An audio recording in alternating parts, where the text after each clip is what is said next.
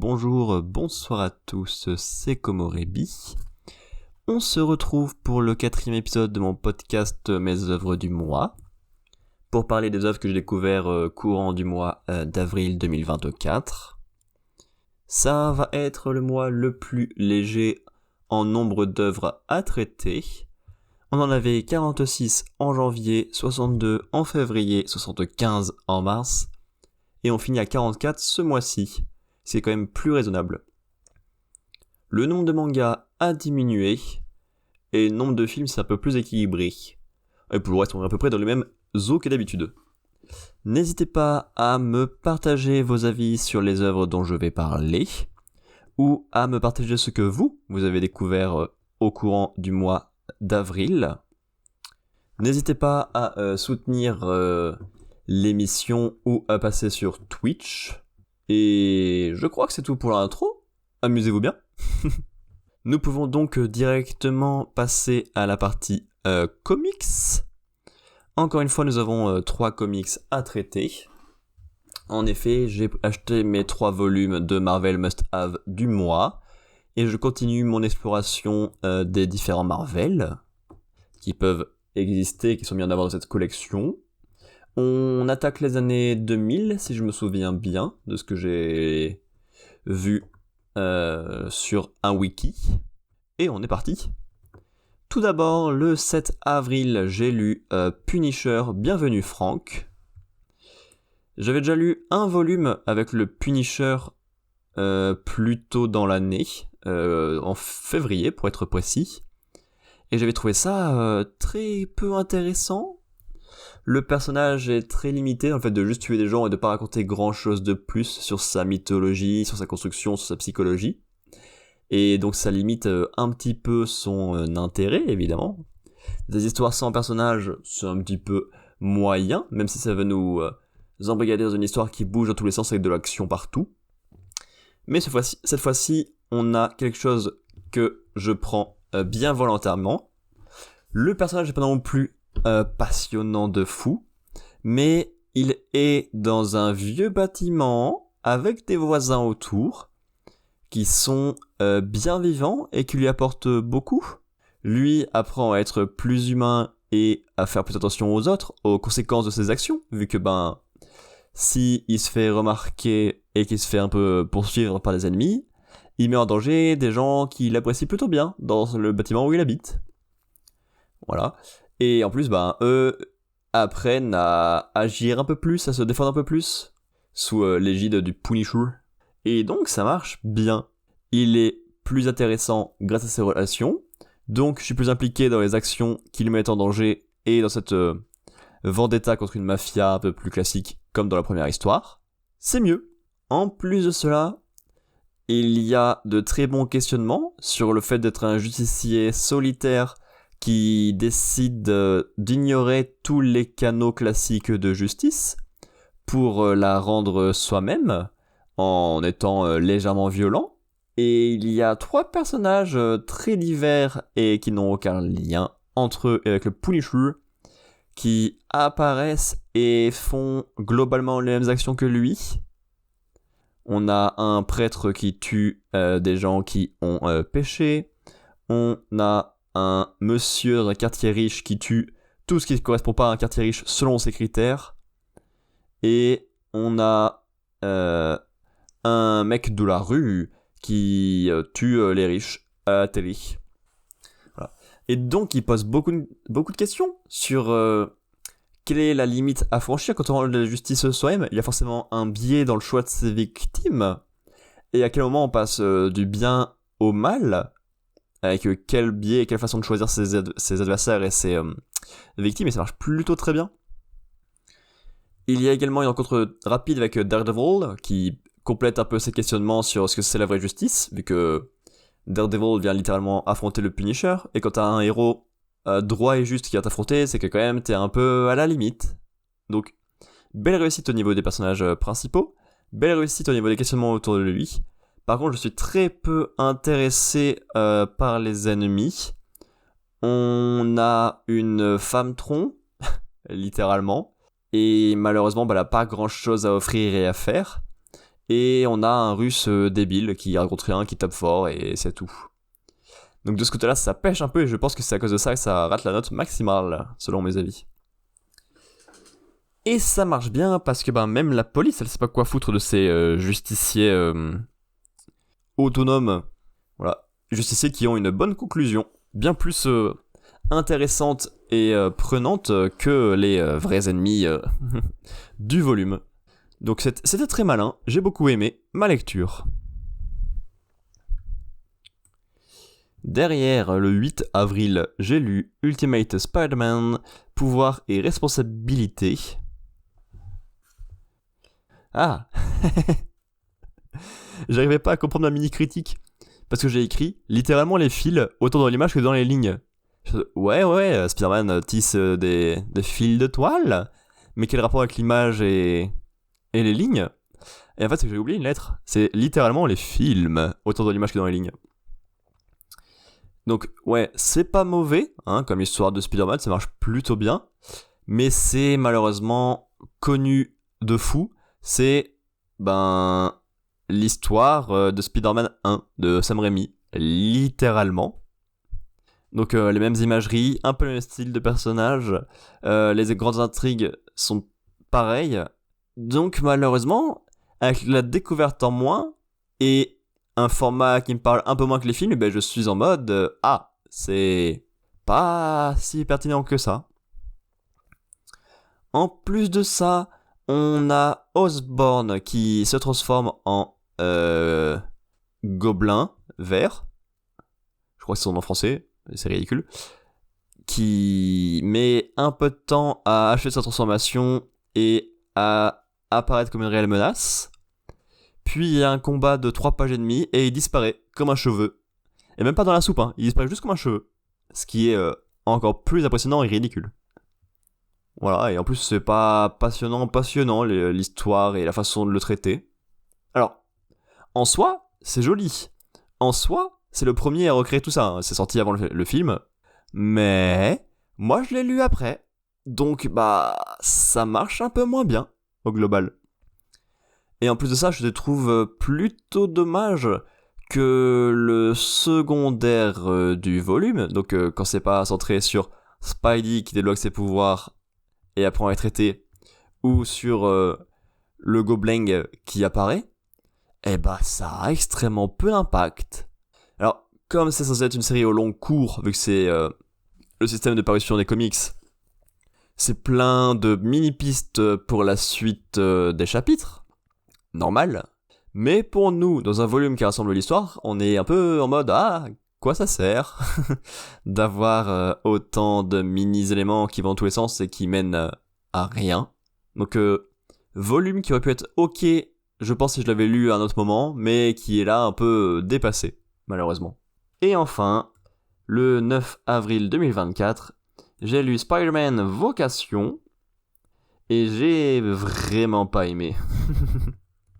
Mais vraiment pas. Ça ne m'a pas du tout parlé. C'est dommage, je pensais que les histoires de Spider-Man me parleraient un peu plus au global, et pour l'instant, je crois pas en avoir particulièrement qui m'ont marqué. Peut-être des plus vieilles, je sais plus lesquelles, mais là, pas trop. C'est la première rencontre pour l'affrontement avec Morlun, et le personnage lui-même n'est vraiment pas très intéressant. C'est un vampire, il est fort, il apparaît, il disparaît, il fait pas grand chose de plus. Alors, en soi, lui et Ezekiel, un allié qui arrive un peu par hasard devant Spidey, permettent de questionner notre héros araignée sur qui il est vraiment, entre une araignée, un héros, un étudiant, un mélange de tout ça. Qu'est-ce qu'il est quoi finalement? Et donc poser ces questions-là, c'est intéressant, comme à chaque fois les quêtes d'identité dans les trucs de super-héros, c'est ce qui m'a plu le plus jusque-là.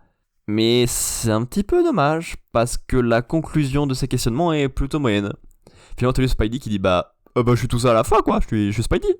Et après t'es en mode ouais c'était peut-être pas la peine de se poser des questions à ce point-là. J'ai un peu apprécié le côté prof et élève, parce que Peter Parker cherche un véritable métier en dehors de son activité de héros et semble partir pour un poste d'enseignant.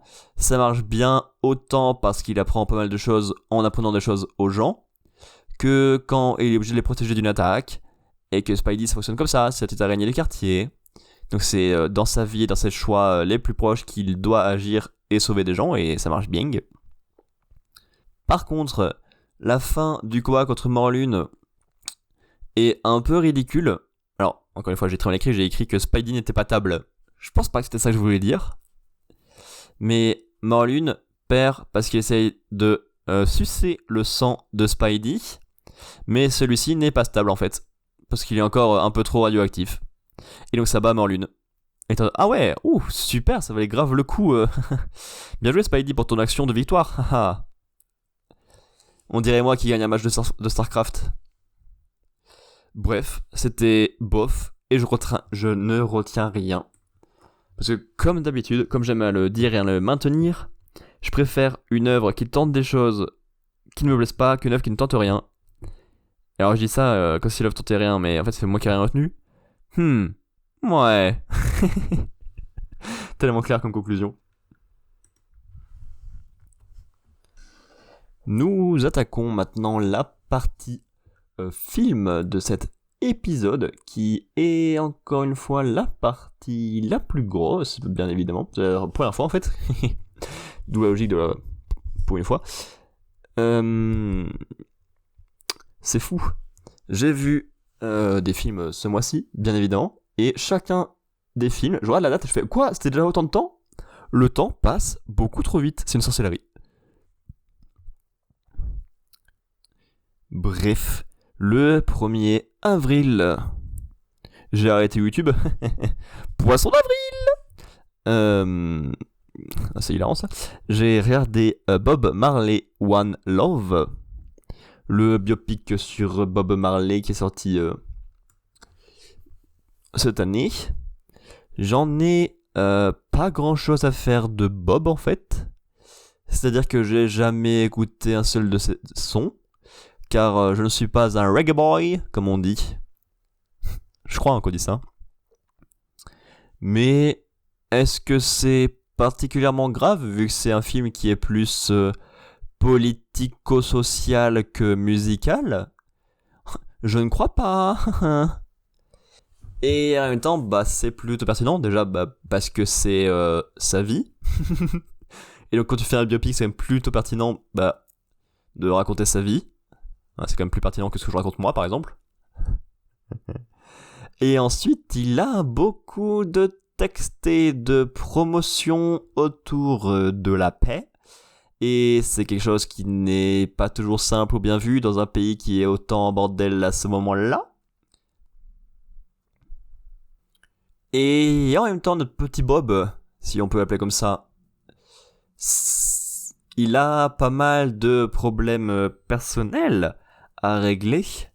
Bien évidemment, que serait une vie compliquée dans un pays déjà en bordel sans des histoires d'amitié ou d'amour compliquées, en partie à cause de ce qu'il fait et en partie juste parce que c'est la vie quoi en fait. Et finalement tout se règle plutôt facilement par la musique. On est dans Sonic le Rebelle en fait ou quoi? Genre détruire l'oppression en faisant du rock avec son frère et sa sœur perdus de vue à la naissance. Sonic le Rebelle. Bon, en même temps, je suis pas un grand fan de biopics musicaux, parce que je suis pas un musical boy. On va pas se cacher. Elvis, c'était sympa, mais j'en ai rien à faire du personnage. Ça, rien à faire du personnage aussi, ça me parle pas. J'en ai pas vu d'autres. Parce que Rocketman a rien à faire de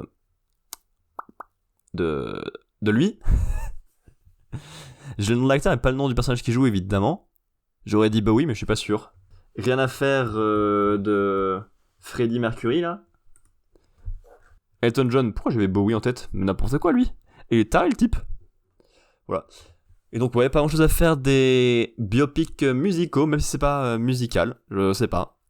Ça m'a pas parlé. Parce que t'as la musique en fond, qui est censée être la solution et déjà la cause de ses problèmes politiques, et un peu la cause de ses problèmes personnel, mais en même temps c'est la solution à tout en même temps. Une fois que le message est bien passé et qu'il a réalisé ses objectifs et ses rêves. Et c'est tout ce qu'il y a. Après, je sais pas trop à qui ça s'adresse du coup. Si t'es fan de la vie de Bob, quel intérêt de le voir en film? Normalement tu connais à peu près et c'est pas plus pertinent que ça. Et si tu connais pas, est-ce que c'est pas parce que tu t'en fiches un peu et que du coup t'en auras pas grand chose à faire du film? Sans doute. Derrière, le 3 avril, j'ai regardé le procès Goldman. Le procès était plutôt intéressant. C'est des éléments que j'avais un peu moins vus dans les procès du cinéma. Notamment le fait qu'il y avait en fait plusieurs affaires ou plusieurs éléments, tout du moins, à traiter en même temps. Peut-être genre une seule affaire avec 4 meurtres, je crois, un truc comme ça. Un réellement voulu et 2 ou 3 de plus un peu forcés à cause des témoins ou des trucs comme ça. Donc c'est plutôt original parce que c'est quand même un peu plus dur à traiter. Ah, quoique, hop, la petite question morale.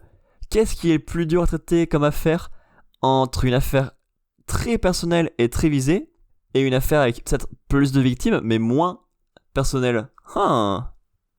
Et en même temps, c'est intéressant car il y a un autre élément particulier qui est de faire beaucoup entrer en compte les origines et le racisme, puisque de mémoire Goldman est juif et que le pays où il est là actuellement n'est pas trop juif, si je me souviens bien de ce qui s'est passé il y a un mois.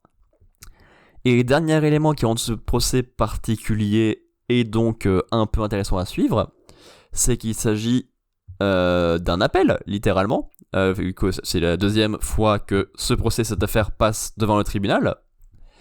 Et c'est intéressant de voir ça, donc je prends volontiers. Il y a plein de sujets, sur le pardon, sur le fait de ne pas vouloir faire venir les témoins, qui te rend quand même un petit peu suspect, même s'il y a des bonnes raisons finalement politiques ou racisées derrière, tu vois. Ça reste quand même très bizarre de pas vouloir faire venir des témoins qui pourraient plaider en ta faveur. Donc il y a plein de sujets, plein d'idées très spécifiques et très intéressantes qui me plaisent bien, mais c'est pas particulièrement savoureux parce que c'est filmé un peu normalement, je trouve. On aurait un procès retranscrit à la télé, ça ressemblerait à ça, et c'est un peu perturbant, ça manque un peu de sauce, on va dire, au global. Et je trouve ça dommage que la forme soit un peu moins impactante quand il y a autant de sujets plutôt intéressants qui sont mis en œuvre et des sujets qui en plus sont différents de Anatomie d'une chute que j'avais vu très peu de temps avant. Donc j'ai pas trop eu le choix que de comparer. Et mon cœur balance à 100% pour Anatomie, que j'ai trouvé beaucoup plus marquant. Et enfin, avant une petite pause, j'ai vu Ruby l'ado Kraken, le dernier DreamWorks en date, le 5 avril. La bande-annonce m'avait pas spécialement fait envie. Et bon, j'ai un ami qui a acheté le Blu-ray parce qu'il fallait... il y avait une offre, si tu prends les 3 Blu-ray, il sait pas quoi prendre comme troisième, et hop, il a pris ça. Donc on a regardé ensemble. Et c'est malheureusement trop enfantin. Et c'est dommage. Parce que l'animation est très cool. Les personnages sont très grands et longilignes et se meuvent trop bien. C'est trop agréable de voir des créatures aquatiques se déplacer déjà sous l'eau, mais également sur Terre, avec des idées super malines quand ils sont en colère, quand ils se déplacent et quand ils sont discrets. Donc ça marche trop bien. Les persos sont plutôt cool aussi. Mais alors, qu'est-ce que les messages sont simples. Message qui est littéralement de pas écouter la génération précédente, à peu de choses près. Parce qu'à la base, on avait la reine des Kraken, qui était genre ultra forte à la guerre, qui a eu une fille, qui était ultra forte à la guerre, mais qui voulait pas faire ça du tout, donc qui est partie sur la terre ferme pour vivre une vie normale, cachée et classique, et pas dangereuse. Et cette dame a eu une fille, qui est le personnage principal du film, Ruby, et celle-ci ne veut pas avoir une vie classique, pas dangereuse, pas liée à l'eau ni rien. Et c'est un message simple, tu vois, de dire il faut pas écouter ses parents, il faut écouter son cœur et tout. Le problème, c'est que le message est même presque raté, parce qu'en fait, au lieu de dire mamie et maman ont tort, le film dit elles avaient raison toutes les deux, il fallait un mélange parfait des deux pour que ça marche. Au lieu de dire non, c'est un choix personnel qui serait un mélange parfait des deux mondes, mais choisi et pas forcé par l'un ou l'autre. Non, c'est vraiment elles avaient raison. Et ça, c'est dommage de pas les faire perdre ne serait-ce qu'un petit peu. Et derrière, on a une sirène qui est méchante, trop simple. Elle est là, elle fait la maline, tout lui réussit, elle est stylée et populaire. Puis après elle traîne avec Ruby et après elle est méchante. Waouh! Et une fois qu'elle a dévoilé qu'elle était méchante, elle raconte plus rien. Oh, c'est nul. Il y a des musiques pop dans des moments purement musicaux où il n'y a rien d'autre qui se passe. Ça c'est pour TikTok, ça bien sûr je reconnais, et c'est une super idée et une super réussite de voir des passages TikTok et de se rendre compte que c'est des passages TikTok. Mais en soi, le film est plutôt mignon, plutôt sympathique. Il casse pas trop patin à un canard, ses volontés passent assez loin parce qu'on a regardé les making-of après et la réalisatrice avait de beaux projets, avait de belles idées, mais au global on sent pas trop ça dans le film. Voilà.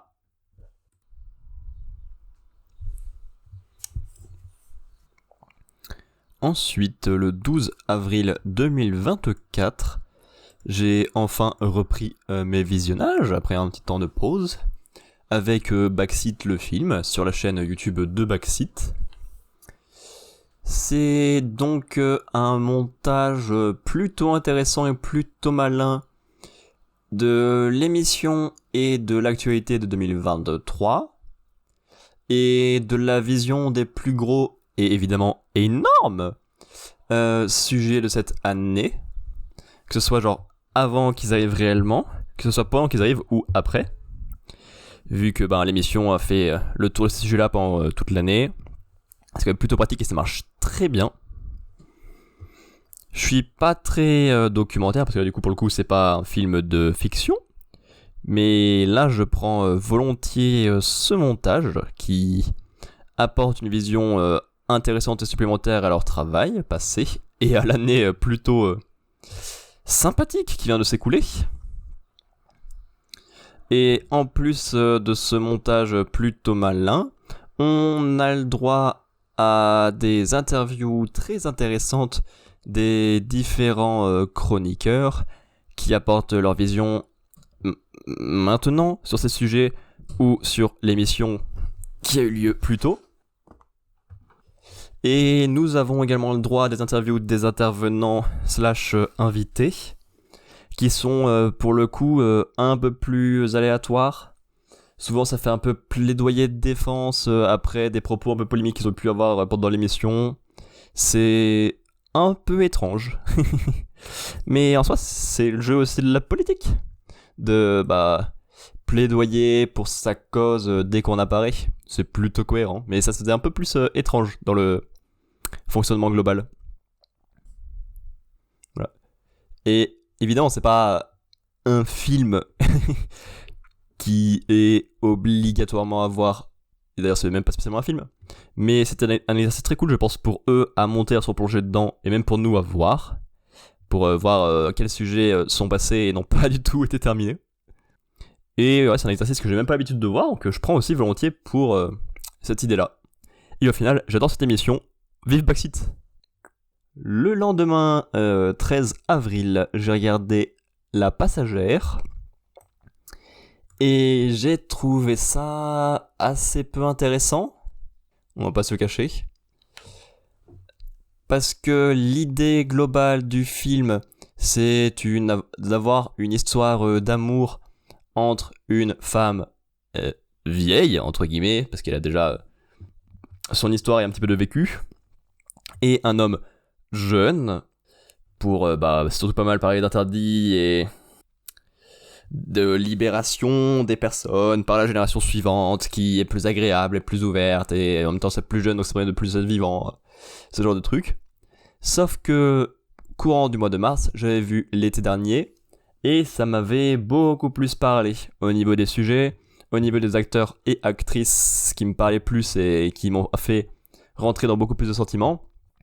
Là, le principal, c'était l'ennui, je dirais. Et ouais, du coup, comme je l'ai dit dans ma mini-critique, moins bon propos, moins bon perso, les ambiances et les sentiments varient moins, ce qui fait évidemment compliqué. Alors, il y a un élément différent dans ce film-là, qui est d'avoir un côté pièce rapportée, parce que le personnage joué par Cécile de France est... de base, j'aurais dit en Corse, mais je suis pas sûr, mais dans un lieu... avec très patriote, tu vois, et elle en fait pas vraiment partie, si ce n'est par procuration avec la personne avec qui elle est au début du film. Et donc c'est suffisamment malin pour qu'elle puisse partir parce qu'elle a pas trop d'attache avec son nouvel amoureux plus jeune, tout en se questionnant sur tout ce qu'elle risque de perdre dans ce lieu auquel elle n'appartient malheureusement toujours pas, quelque chose comme ça. En soi, c'était plutôt sympathique, y a rien de méchant ni rien. Mais ouais, j'en retire pas grand chose de particulier, malheureusement. Le 14 avril, j'ai regardé L'Établi. Et c'était super intéressant. C'est un sujet sur lequel je ne m'étais que peu posé de questions. On va pas se le cacher. Mais en fait, on a un riche, en soi on va le dire, il est prof à la fac ou à l'université, un truc comme ça, et donc il est plutôt riche dans l'ensemble pour cette période-là, en 68, et il fait exprès d'infiltrer une usine Citroën du côté des ouvriers, donc le côté très pauvre, en soi on va pas se cacher, parce que la grande majorité des ouvriers c'est plus par obligation que par vocation qu'ils y sont. Et c'est un sujet plutôt pertinent. Les 68 heures, j'en ai entendu parler en masse, bien évidemment, c'est très important dans les droits du travail et dans les avantages pour les salariés.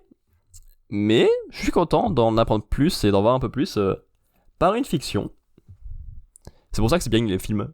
Il y a de tout, littéralement, tous les genres, tous les sujets. C'est bien. Et au final, ça donne un très bon film social. Parce que le but du personnage principal et de son groupe de Richard qui fait des trucs comme ça, c'est évidemment d'inciter à la révolte et au réveil social. Et c'est fou d'avoir ces envies-là et de faire ces efforts-là quand on n'est pas du tout dans la classe sociale concernée. Et même dans l'autre sens, d'ailleurs. Accepter qu'un riche vienne t'aider à te rendre compte du problème et vienne voir ce que tu fais, en gros, c'est pas simple non plus. Mais ouais, toute la façon dont l'usine est dépeinte, j'ai trouvé ça très réussi également. Il y a une très bonne démonstration de l'usine qui te broie physiquement, mentalement, au boulot, à la maison, non-stop. Peu importe ton poste, peu importe ton temps depuis lequel tu travailles ici. C'est horrible comme façon de montrer ça, et ça marche très bien. Parce que les actions répétitives dans des événements dangereux, bruyants, et dans lesquels tu peux pas trop lâcher une seule seconde, voilà. Et en plus, ça insiste juste ce qu'il faut, ça va pas trop loin sur ce sujet-là, sur l'écart de classe dont je parlais tout à l'heure, qui pourrait injustifier la lutte. C'est un riche qui nous a dit de nous révolter, on l'ignore et tant pis. Non. Il se pose des questions en mode mais pourquoi est-ce qu'il fait ça, mais suffisamment, sur un temps suffisamment court pour que ce soit pas trop relou et que ça puisse avancer. Et ça marche très bien au final, j'ai passé un très bon moment. Bravo le film. Ensuite, j'ai regardé La Main le 15 avril. C'est un film, parce que sinon ça n'a aucun intérêt comme information pour vous. Ouh, ça c'est un super bon Greg. C'est un film d'horreur australien, ce qui est plutôt original. On a toujours un peu le côté culture américaine, bien évidemment, mais il y a une petite touche en plus. Cependant, c'était quand même pas très intéressant comme horreur, malheureusement pour moi. Je suis pas très film d'horreur, dans le sens où j'en ai vu extrêmement peu. Je crois que ça se compte sur les doigts d'une main. Quelque chose comme ça. Et bon, j'ai pas envie de le voir spécialement.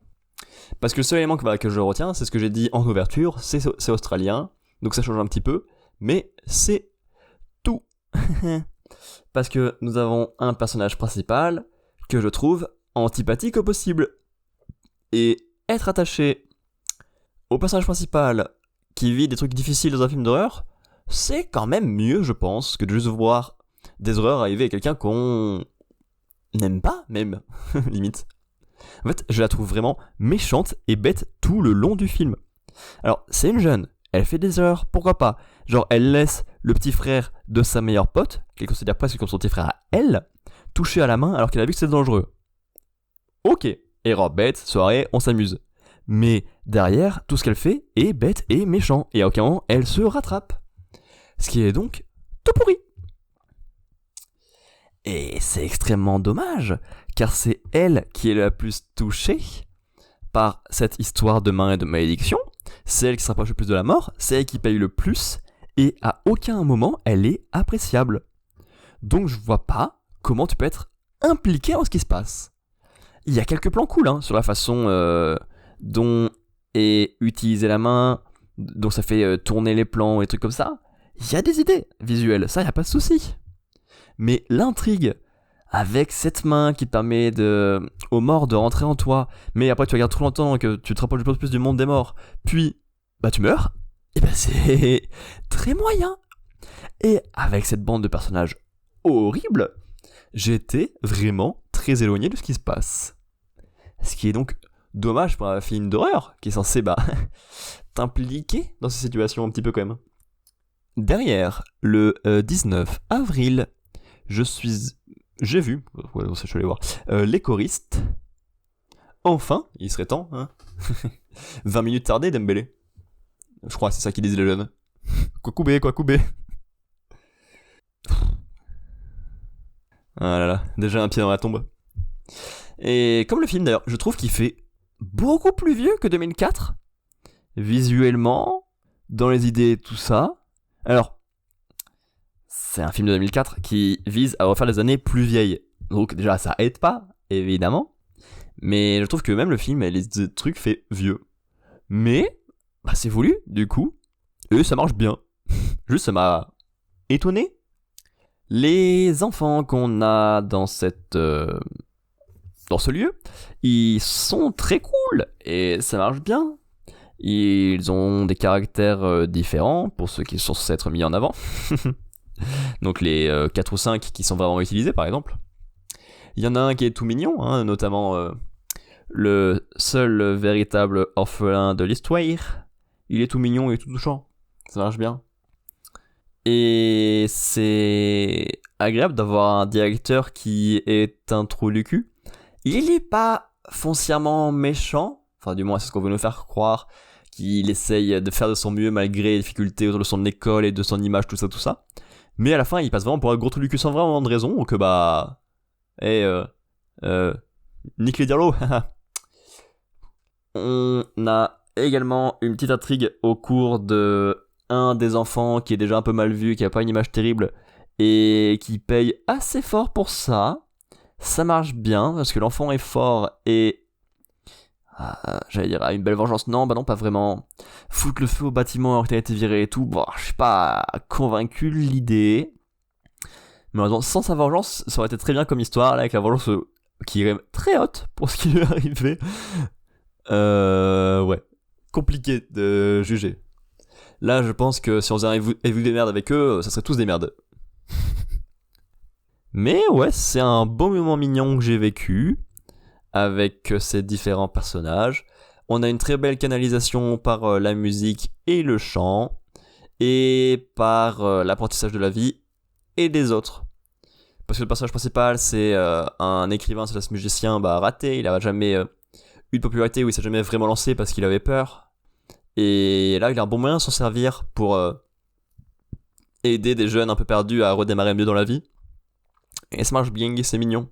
L'histoire d'amour est plutôt rigolote et bien vue. Il y a encore un coup de foudre plutôt rapide, évidemment, mais ça paye pas, et c'est original de voir ça. Alors je sais pas si c'était moins original à l'époque, mais maintenant ça l'est, et donc c'est plutôt cool. Mais bon, vu qu'il kidnappe à l'enfant à la fin, c'est quand même plutôt raisonnable. Et il y a quand même un beau cadeau. Bon, en tout cas, je comprends pourquoi le film est culte, bien sûr. Bien évidemment. Et culte. J'ai l'impression que ça fait 14 siècles que je n'ai pas enregistré. Et je crois que c'est parce que ce n'est pas qu'une impression en fait. Hey. Le 19 avril, je suis allé voir La Roi. Je pense pas que ça soit le meilleur film que j'ai vu ce mois-ci, mais c'est mon préféré. C'est comme ça, j'y peux rien. J'aime beaucoup son introduction, qui se concentre sur un figurant et un personnage important mais pas du tout le principal, et qui impose une aura très mystérieuse dès le départ. Ça marche très bien avant de mettre le titre du film. J'apprécie beaucoup le personnage principal. Celui-ci est écrasé par son frère au boulot. Il est écrasé par sa femme qui le trompe et qui le respecte pas. Il est écrasé par son manque de charisme et de révolte. Il se laisse faire dans tous les sens. C'est un personnage très réussi. Parce que il n'a pas vraiment de qualité. Ou du moins, les gens s'en foutent de celle qu'il a. Et le mettent très très loin. Et en même temps, il évolue beaucoup tout le long du film à prendre mieux conscience de qui il est. D'abord dans le but de se faire accepter par ceux qui le rejettent, avant de se faire accepter comme il est par ceux qui le méritent finalement. Ce qui est une très belle évolution, et une évolution particulièrement justifiée, puisqu'il est mêlé à une affaire qui mélange du chantage, du meurtre, du vol, un peu bordélique, et donc il n'a pas de choix que d'évoluer et de s'affirmer un peu plus. Et justement, cette enquête est plutôt vraie, plutôt bonne. On va pas se le cacher, il y a pas mal de révélations supplémentaires, pas mal de protagonistes dans tous les sens, pas mal de raisons qui marchent très bien. Et pour faire ça, il est accompagné d'un détective très agréable, qui est, je pense, mon personnage préféré du film, parce qu'il est, je veux dire, très vieille France, aux États-Unis littéralement, mais c'est le même principe, il est très vieux dans sa mentalité, dans sa façon de faire, et ça marche que dalle avec personne, mais finit par être très drôle, très touchant, par avoir une vraie histoire d'amitié. Et j'ai adoré ce grand final, qui les a bien mis tous les deux en valeur, ainsi que le personnage présenté dès l'introduction. Il y a plein de très bonnes choses dans tous les sens. Ça fait un peu film d'auteur et tout, c'est pas pour rien que le film est pas connu et que personne n'a eu le droit à la moindre pub sur celui-ci, mais j'ai vraiment passé un très bon moment, moi. Derrière, j'ai vu Normal.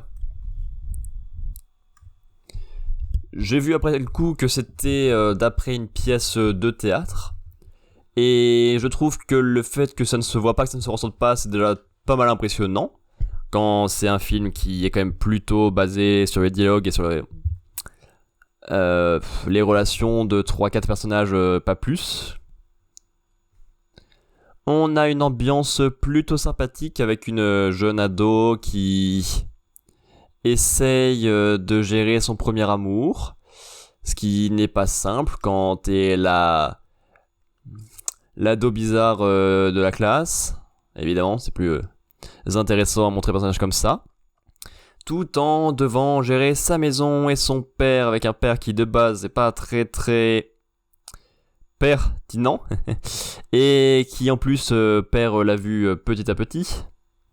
Je trouve le début et la fin très lourds parce qu'on a une voix off narratrice faite par le personnage principal qui est là principalement pour justifier des excentricités qu'on pourrait voir dans cette histoire. Mais comme il n'y en a que très peu au final, j'ai trouvé, et ben ça rend le tout très lourdingue pour rien. Ce qui est un petit peu dommage. Voilà, j'ai pas grand chose à dire de plus, c'est sympathique, mais ça casse pas 3 pattes à un canard mal formé. Le 21, j'ai vu La Petite. Coller la Petite, bien évidemment. Le film était mignon, presque sans plus, en soi. Le pitch de base est plutôt cool, avec un Fabrice Lucchini qui veut vraiment retrouver et accompagner sa petite fille à naître, puisque son fils et son copain, qui était censé adopter cet enfant après sa naissance, sont décédés, et qu'il a pas mal de regrets par rapport à sa famille, le bon Lucchini. Et donc il est prêt à tout pour la récupérer, la petite fille. Il est prêt à tout pour offrir une bonne vie à la mère porteuse, parce que les deux sont quand même intimement liés. Et c'est un très bon pitch de base, très humain. Il peut y avoir de très bonnes relations entre les personnages, et le fait de voir jusqu'où chacun peut aller pour défendre sa cause, qui est soit d'ignorer totalement ce bébé, soit de le récupérer et d'en prendre un swing. Mais c'est un peu tout, et ça va pas si loin finalement. Ouais, c'est littéralement ce que j'ai écrit. Belle idée, mignon, mais ça va plus loin en fait. Voilà. Ça aurait pu être touchant, mais finalement c'est assez limité. Et même la conclusion, au final, il a sa petite fille, et il est content, et c'est tout. La mère porteuse, elle aime bien l'enfant, elle est contente de l'avoir, mais bon, elle s'en occupe pas. La fille de Lucchini a effacé sa jalousie de son frère et donc de sa nièce, et c'est ok. C'est que des lignes simples qui auraient pu faire un bon film si c'était un peu plus poussé ou un peu plus humanisé, mais là c'est un peu trop limité, malheureusement. Le 22 avril, j'ai découvert Sick of Myself. C'est un film que j'ai trouvé très intéressant, limite très important dont il faudrait parler. C'est-à-dire qu'il y a plein de sujets importants qui sont traités, mis sur la table, bien montrés dans toutes leurs facettes, même les plus dégueulasses, puisque le film parle littéralement de santé mentale tout du long. Parce qu'on suit un personnage qui vit une expérience traumatique. Littéralement, elle s'est fait braquer. Non, quelqu'un est venu mourir dans le magasin dans lequel elle travaillait, littéralement. Et personne ne s'intéresse à ce qu'elle a vécu, à comment elle se sent vraiment après ce qui s'est passé. Et elle se détruit physiquement à un niveau difficilement supportable, pour se plaindre et se faire plaindre, parce que la douleur et les changements physiques se voient et dérangent beaucoup plus que la douleur et les changements mentaux. Donc elle a envie d'être au centre de tout ce qui est possible, mais plus elle fait ça, plus les gens s'intéressent à elle, plus elle a envie de pousser encore plus loin, et elle se retrouve de plus en plus coincée dans ses mensonges, sa dégradation physique, ce qui est plutôt compliqué. Donc le film a un très bon dosage, parce qu'il n'est pas complaisant dans la douleur physique, et pas non plus en train de dire que c'est ça qu'il faut faire. C'est pas là pour dénoncer ou valider la façon de faire de ce personnage, mais juste pour montrer que on peut être pris à certaines extrémités quand on va pas bien mentalement, et que c'est dur de le partager ou que les gens s'en rendent compte. Donc je trouve que le film est vraiment important, parce que c'est ça, l'humanité et les blocages mentaux. Je trouvais ça hyper intéressant. Et j'en profite pour les 2 personnes et demie qui écouteront ce passage-là. Comment est-ce que vous allez vraiment, vous, en ce moment ? Hein ? Vous prenez soin de votre santé ? S'il vous plaît, les bébous. Ensuite, le 23 avril, j'ai découvert Mia et le Migou. C'était pas passionnant. J'ai trouvé ça même plutôt bof. Parce qu'on a encore, quand on a eu au premier épisode, je crois, de ce podcast, un dessin animé qui fait très enfantin et qui est fortement lié à l'écologie. Alors, il est possible que je ne sois pas tout à fait le public cible, ça on va pas se le cacher. Mais même sans être public cible, tu peux trouver quelques éléments parfois qui peuvent te correspondre un peu, ou des trucs sur lesquels t'accrocher. Et là, j'en avais pas vraiment. On a un style graphique différent et sympathique, donc c'est plutôt agréable à voir, ça pas de souci. Mais ouais, la trame de fond et les personnages, ça m'a pas parlé tant que ça. On a littéralement des golems, bande de golems, de pierre, qui sont présents dans le film, et je les trouve vraiment insupportables. C'est littéralement le personnage avec quasiment la voix de Olaf, de la Reine des Neiges bien évidemment, mais en bête. Ce qui est très compliqué et très lourdingue à supporter, et ça aide pas à essayer d'éloigner et d'effacer le côté enfantin de la chose. J'ai trouvé que c'était un peu cool quand on a le père plutôt méchant, plutôt anti-écolo, plutôt capitaliste, qui a peur pour son fils à un moment du film. Mais malheureusement, c'est un peu tout ce que je retiens de ce métrage.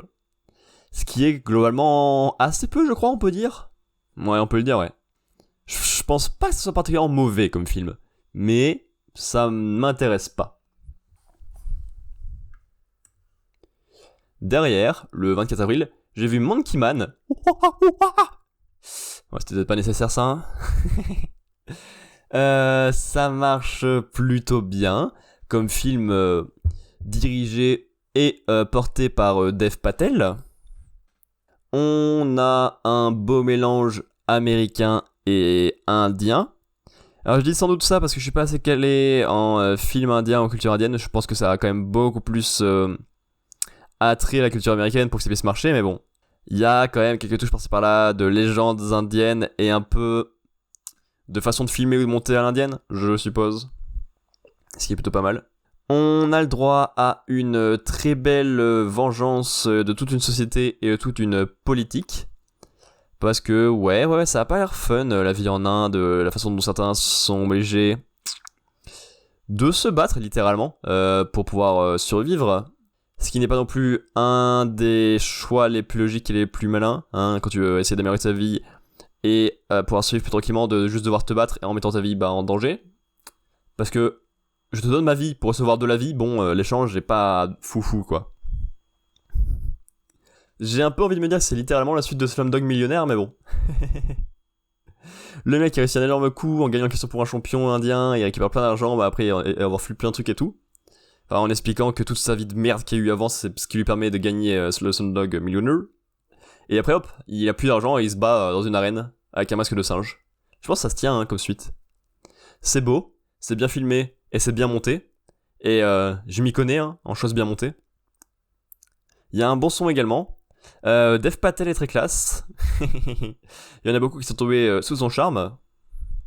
Il y a une belle utilisation de la mythologie indienne qui m'est totalement inconnue, qui permet d'apporter un peu de variété et de changement. Et j'ai vu beaucoup de gens parler de ce film-là en mode c'est le John Wick indien, c'est évidemment pas qu'un John Wick. Parce que tous les films de vengeance avec un seul personnage classe qui affronte tout le monde, c'est pas John Wick, quoi. Tout comme les jeux vidéo avec des allers-retours, c'est pas Metroid. Ou les jeux difficiles, c'est pas Dark Souls. Alors, ça permet de se faire une idée de ce que c'est, hein, évidemment, mais bon... John Wick est largement mieux. Le 27 avril, j'ai vu Nous les Le Roi, le film de Florent Bernard. Je l'ai trouvé finalement assez peu drôle, alors que je m'attendais littéralement à une comédie. Les seuls trucs qui m'ont fait un peu rire, c'est avec Adrien Méniel, qui est une personne dont j'apprécie beaucoup les travaux et la bonhomie depuis Belle Lurette, et qui m'a fait beaucoup rire dans ces quelques petites scènes qu'il a eues. Mais, à défaut d'être particulièrement drôle, j'ai trouvé le film particulièrement touchant. J'ai eu les larmes dans mes petits yeux. Voilà, c'est dit. Parce qu'on a une famille qui est sur la partie compliquée, avec un père et une mère qui ont de plus en plus de mal à s'entendre, à s'apprécier, à coexister, littéralement. Sans que ça parte au drame, hein. C'est juste en mode on s'ignore un peu plus qu'avant, un truc comme ça. Et toute la famille part en road trip sur les souvenirs de la famille, pour essayer de repenser au bon moment et pour recoller les morceaux. Et il y a plein de très bonnes surprises tout du long qui marchent très bien. J'ai beaucoup aimé ce qui a été fait avec la scarification. Je m'attendais vraiment pas à ça et ça marche du coup très bien. Et sur la fin aussi. En fait, c'est la vie. Tout n'est pas toujours happy, comme on dit en anglais. Et du coup, avoir des choses plus réelles, ça rend le film et le total plus appréciable, plus cohérent, plus complet, plus agréable, en somme. Voilà, c'est ce que je disais. Les relations sont tellement vraies que ça les rend très vivantes et elles marchent vraiment bien tout en justifiant très bien comment c'est arrivé jusqu'ici et en justifiant très bien les évolutions et les conséquences de celles-ci. Ça, c'est un road trip qui est agréable de voir. Alors, par contre, je suis un peu perturbé par le casting, car il y a des personnes d'internet que je côtoie plutôt souvent parce que je suis un jeune de YouTube depuis très longtemps et que j'ai beaucoup consommé. Donc il y a plein de têtes que j'ai vues beaucoup de fois dans des rôles et d'autres ou juste en tant que eux sur internet. Et les voir là jouer un mini-rôle sans nom et qui n'est pas vraiment un personnage, c'est perturbant. Ça serait un personnage, hop, je verrais le personnage, tu vois, ça irait. Mais des fois, c'est des 2 répliques et demie sans nom, et je suis juste perturbé de les voir. Mais bon, vu que c'est comme ça pas le casting principal, ça marche très bien le film évidemment. Porté par de bons acteurs, ils correspondent très bien au rôle. J'ai passé un très très bon moment. En plus, c'est ma seule séance multi du mois, donc c'était encore plus appréciable. D'autant plus que derrière le même jour, je suis allé voir Challengers, parce que mon ami est allé voir Back to Black et j'avais absolument aucune envie de le voir. Et j'ai trouvé le film vraiment très très long. Je viens d'une famille dans laquelle les 2 grands-pères sont fans de tennis, le père est fan de tennis, le frère est... sur un terrain de tennis. Hop là, chez le frère, prends ça. Mais voilà, j'ai entendu pas mal de gens qui aiment beaucoup le tennis ou qui pratiquent, et moi j'en ai rien à foutre. Mais comme c'est pas réellement le sujet principal du film, c'est pas très grave. Alors certes, c'est ce qu'on voit le plus. Sauf que les tensions tennistiques sont plus là pour être liées, pour se rapprocher des tensions amoureuses ou sexuelles. T'as les 3 qui sont très proches, qui sont très liés. Littéralement, puisque nous suivons 2 potes d'enfance qui viennent d'une école de tennis. Ils tombent tous les 2 amoureux de la même tenniswoman. Ils essaient de se la farcir. Voilà, le terme. Tous les 2. Et ouais, on suit un match beaucoup d'années plus tard, dans lequel on a plein de flashbacks à tous les sens qui expliquent les relations à tous les 3, les enjeux du match, tout ça. Mais je trouve que ça finit assez vite par tourner en rond, parce que cette idée justement d'avoir un point limité dans le temps à la fin là, avec le match de tennis et des flashbacks en boucle pour raconter des bouts d'histoire par-ci par-là, sans que ça soit linéaire, t'as vraiment un flashback récent, un vieux, un moyen, un vieux, un récent, un moyen, et t'es en mode, ok, il faut se poser, donc ça construit le personnage petit à petit, mais ça le fait de manière très étrange. Et surtout, ça fait tourner en rond, finalement, les personnages, un petit peu, puisqu'ils restent assez limités par leur relation juste à eux 3, qui n'évoluent pas des masses, puisqu'il y a notamment un mec qui est gagnant tout le long, et l'autre qui fait que subir avec 2-3 petits coups d'éclat, mais sans plus. Dommage. Je trouve le personnage de Zendaya insupportable, je la trouve juste méchante, et elle brise un ménage, comme elle en avait peur à la base, mais je la trouve juste bêtement méchante, et pas agréable pour un sou à aucun moment. Et donc voir des gens se battre pour elle, moyen. On a des belles scènes, on a des belles idées évidemment, pour essayer de faire varier un peu le match de tennis. Des fois la balle et la caméra, des fois on passe en vue zénitale, des fois on passe sous le sol, il y a plein de petites idées comme ça pour essayer de faire varier le plus possible. Mais je trouve que c'est un film super long pour mener à du vrai tennis. Celui où il n'y a plus que les 2 joueurs qui existent et qui partagent la même vision exactement. D'autant plus que le final prend bien son temps. Hein. On sait tous ce que va faire l'adversaire. On sait tous ce qu'il va faire avec sa balle et sa raquette. On le sait, c'est évident. Mais non, ça fait traîner en longueur pendant 18 ans. Sauf que c'est pas une hype créée pour que ça soit intéressant. C'est juste trop long, alors que c'est évident. Et c'est dommage. Le 29, j'ai vu une année difficile. Donc du duo Nakash et Toledano. Donc Samba, Nos Jours Heureux, Intouchable, Le Sens de la Fête, je crois. Tout ça. Et là, c'est le 3e que je voyais. Après Nos Jours Heureux et Intouchable. Et je l'ai trouvé un peu moyen. Après ces 2 films, justement. Qui m'ont plus marqué et ont un peu plus marqué le cinéma, je pense. J'aime beaucoup le montage de départ.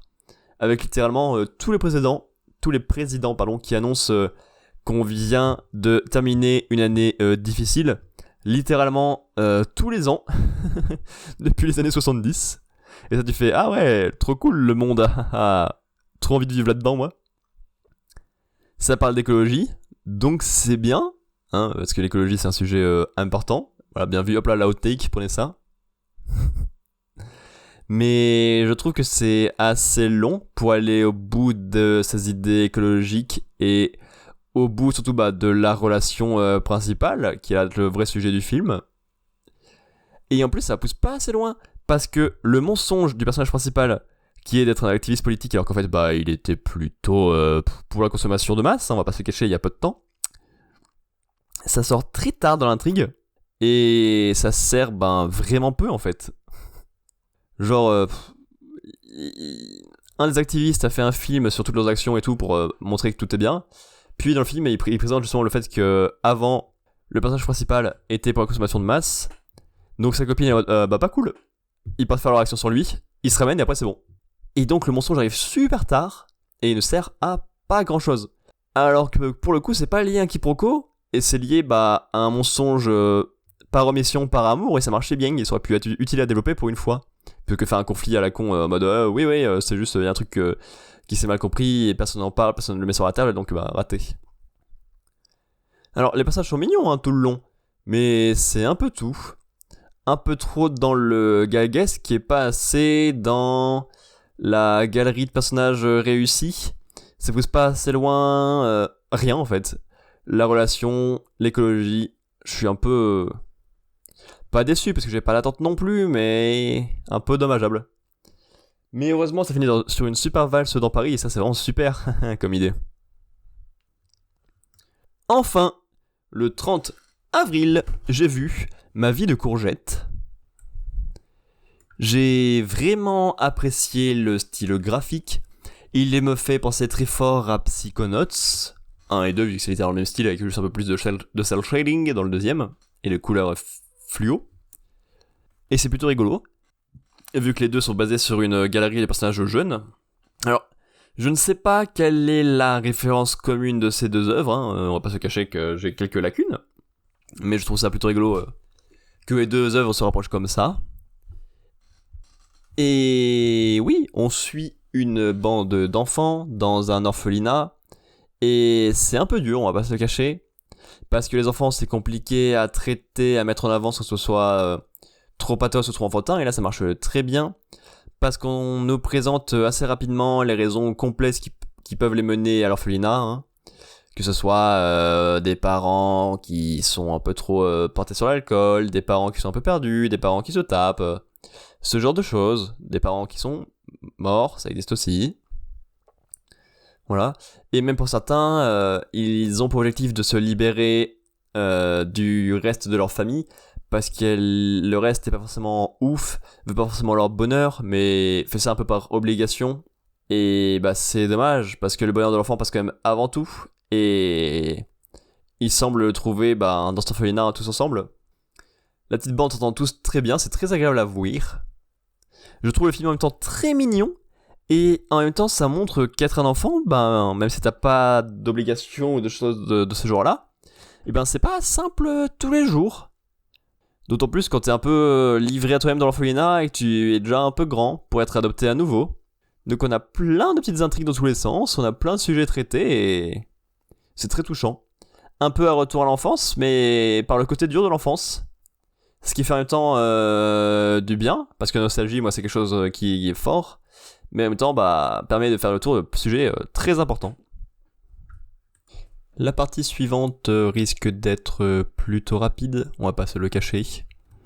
En effet, j'ai fini, entre guillemets, 5 jeux qui étaient présents à la ZILAN 2024, puisque j'ai eu un arc au courant du mois d'avril, qui consistait à tester les 10 jeux présents à cette ZILAN 2024, que je n'avais quasiment joué à aucun d'entre eux. Et c'était pas trop mon délire pour 5 d'entre eux, et c'est sûr et certain que je n'y rejouerai pas. Tout d'abord, PlayerUnknown's Battlegrounds, que j'ai essayé le 8 avril. C'est vraiment pas mon délire, on va pas se le cacher. C'est un jeu PC, c'est un jeu multi, c'est un jeu FPS, c'est un jeu Battle Royale. 4 éléments avec lesquels je ne suis pas familier, avec lesquels je n'ai aucune affinité. C'est donc plutôt une catastrophe. J'étais à ce moment-là en train de me dire que c'était sans doute fun à regarder des parties avec des gens, mais c'était pas du tout à jouer. Parce que les parties se ressemblaient, avec pas grand-chose, et se coupaient très vite, donc dès que je croisais la moindre personne. Par contre, pourquoi pas tester au moins une fois avec des potes. Là, il y aura sans doute un peu plus d'intérêt et d'envie d'y jouer. Parce que sinon, j'ai pas trop envie de m'y jeter comme ça. Mais après, c'était plutôt cool à voir à la ZILAN, ça j'avais raison. C'est un bon jeu pour l'attention. C'est un peu dur de voir du vrai skill dessus. Hormis pour le roi de la colline à la dernière partie de la ZILAN. Mais c'était très cool à voir. Ensuite, il y avait Wreckfest le 10 avril, et pareil, je ne pense pas y rejouer. J'ai trouvé ça un peu plus fun que PUBG, parce que ça reste un jeu de voiture dans lequel tu cognes tes adversaires, donc c'est quand même un peu plus vivant. Mais j'ai trouvé le jeu assez répétitif. J'ai joué environ 2 heures, comme à chacun des jeux de cette ZILAN. Et malgré les différents modes ou les différents véhicules, je trouvais que la façon de jouer et ce qu'on avait à faire, c'était très très proche. Ce qui donnait un jeu assez limité dans ce qu'on pouvait y faire au final, et c'était moins cool. C'était fun au début de ces 2 heures, on va pas se le cacher. Ça a été moins à la fin, et en plus je suis pas sûr que ça le soit à voir. Et j'avais plutôt raison, les parties de Wreckfest à la ZILAN, oui, soit c'est du 5v5, donc il y en avait qui s'amusaient à taper les autres, et uniquement à faire ça, c'était un peu fun. Soit c'était une course pure et dure, mais c'est pas un bon jeu de course, donc bof. Peut-être que ça peut être fun avec des potes, en l'enfonçant dedans, en leur faisant des petits attaques ou des trucs comme ça. Et encore, même comme ça, je suis pas sûr que ce soit trop marrant. Et en fait, plus je pense au jeu, plus mon avis et mon appréciation du jeu baisse en fait. Ce qui est un petit peu dommage quand tu parles pas non plus de très très haut. Ensuite, le 22 avril, j'ai testé Slope Crashers. Un jeu qui n'était toujours pas sorti et qui ne l'est toujours pas. Donc c'est un jeu pas sorti qu'ils ont testé à la ZILAN pour la première fois, c'est assez étonnant, mais ok, on prend. Je trouvais un peu relou et un peu vide pour l'instant. Tu fais du snowboard dans ta descente, c'est un jeu de course en snowboard avec des objets par-ci par-là. Et je trouvais que ça manquait un peu de sauce. Genre d'éléments visuels ou d'éléments un peu plus gameplay qui rendraient le jeu plus vivant et un peu plus intéressant à jouer. Parce que là, je faisais mes grandes descentes, point. C'est peut-être plus fun en multi, mais en même temps, quel jeu un peu vide n'est pas plus fun en multi? Je vous le demande. Cependant, comme il y a un joueur pro du jeu qui est venu sur mon live, j'ai pu voir et m'intéresser au WR du jeu. Et là, c'était cool. Parce que les maps ont vraiment 1000 routes. Et c'est très cool de voir les extrêmement bons joueurs trouver la meilleure route, prendre des raccourcis absolument cachés et qui paraissaient impossibles. Là, ça marche bien. Là, le jeu, il est un peu plus vivant. Et à voir la LAN, c'était un jeu de course sympa. Il n'y a pas eu de gros matchs dessus, malheureusement, parce que ça n'a pas eu que 2 fois très très tard, mais sympa. Derrière, le 26 avril, j'ai testé StarCraft Remastered. Et au secours, j'ai pas aimé du tout.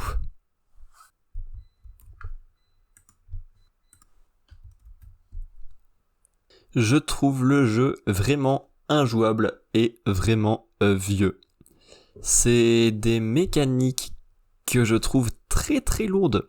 En final, en fait, le jeu, je le trouve mou et lent, alors qu'il y a 1000 trucs à faire, 1000 actions à faire pour réussir à avancer, à gérer ses informations, à gérer ses ressources, à gérer ses unités. Et même comme ça, je trouve le jeu mou et lent.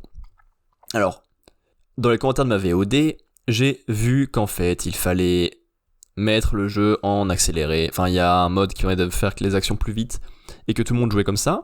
Sauf que, pour le deviner, c'est compliqué. Et pourquoi c'est pas l'option de base? Du coup, si tout le monde joue comme ça. J'aurais su, ça aurait peut-être été un peu plus agréable de ce côté-là. Ça, bon, on va dire que c'est ma faute. Ok. Mais en fait, c'est surtout que le jeu ne me parle pas du tout. Oh, les RTS, les jeux de gestion d'unité, les jeux de gestion de ressources comme ça, c'est pas ma cam. Sans doute parce que j'ai toujours pas compris réellement ce qu'il fallait faire pour être doué et pour être efficace. Donc c'est un petit peu dommage. Ça me parle pas à aucun moment. Et donc j'ai pas le niveau, ça fait une boucle en fait infernale, un cercle vicieux, et ça me donne pas envie de m'y atteler du tout. Et même comme ça me donnait pas envie de regarder, ça me parle pas du tout. Et j'avais raison. Les games de StarCraft, même quand c'est le top 6 de la LAN, comme je m'ennuie devant, ça me parle pas. Je trouve pas ça intéressant, je trouve pas ça impressionnant. Alors que les gens peuvent avoir plein d'actions par minute et une super stratégie, moi je suis ignorant à ce sujet. Et enfin, pour quasiment conclure cet arc et pour terminer ce mois d'avril, le 29 avril, je joue à Calax avec mon frère, ça va bientôt faire un mois déjà, mais wesh, le temps passe tellement vite. Le jeu est fun en soi, construire des meubles en équipe d'au moins 2, avec un mode un peu asymétrique, puisqu'on peut être que 1 à lire le plan en même temps. Donc forcément, les informations sont pas à même niveau quoi qu'il arrive. Soit parce qu'il y a qu'une personne qui lit le plan tout court, soit parce que c'est pas en même temps. Mais j'ai trouvé qu'il y avait pas cette possibilité. Alors sans doute qu'on n'a pas poussé très loin, vu qu'on a arrêté assez tôt avec mon frère a été vite saoulé par le jeu, donc ça n'aide pas non plus à avoir un test très précis et complet. Et en même temps on a trouvé des trucs pas clairs un peu dans l'ensemble. Bon, on a été con sur le dernier niveau où on a passé beaucoup de temps, ce qui nous a fait rater je pense 1 ou 2 niveaux après. Ce qui nous a empêché d'avoir un test un poil plus complet déjà. Parce qu'on a mis une grande planche, on va mettre une petite planche, et du coup on était tout niqué sur notre chaise en boucle. Comme je dis, on a été con sur la lecture du plan, on s'est concentré sur beaucoup de sujets qui pouvaient être importants et être difficiles, et on a pas fait attention aux détails faciles, et bang, à rater. Par contre, l'idée de l'asymétrie, ça marche très très bien. Mais il y a des idées que j'ai moins aimées, Les téléporteurs, le vide, les constructions que dans notre pièce, c'était moyen. Alors, du coup, c'est ce qui permet de faire varier les niveaux en faisant varier les difficultés. Mais c'était pas les idées qui me plaisaient le plus de ce côté-là. Parce que le vide, c'était chiant à traiter, sauf parce qu'on était que 2 et qu'on était pas très doués. Les téléporteurs, ça prenait juste du temps, tu prenais tes objets, tu mettais tout sur le téléporteur, t'es de l'autre côté, t'appuyais sur le téléporteur, tu ressortais tout. Long, même à dire à vitesse rapide avec l'avoué. Et les constructions que dans certaines pièces, c'était un petit peu relou, fallait transporter les pièces une par une et les déplacer.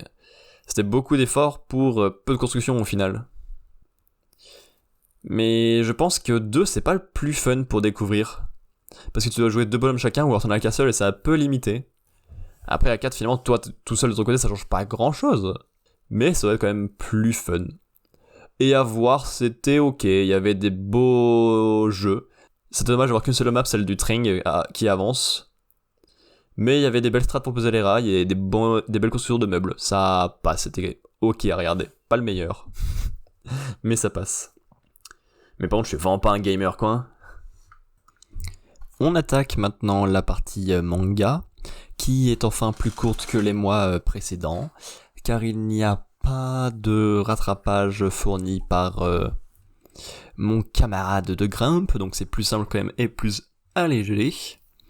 Mais je me rends compte que autant pour les films j'ai plutôt bonne mémoire, autant pour les mangas c'est plus compliqué. Et je me dis qu'enregistrer un mois après la lecture de ces 16 tomes, c'est un petit peu compliqué pour avoir des avis complets et intéressants. Donc je me dis qu'à partir soit du mois de mai, si j'arrive à terminer ça correctement et à faire ça rapidement, soit à partir du mois de juin, enregistrer directement après les découvertes. Ça serait quand même plus pratique au global, je pense. Bref, j'ai commencé mes lectures du mois d'avril, le 13, par le tome 107 de One Piece.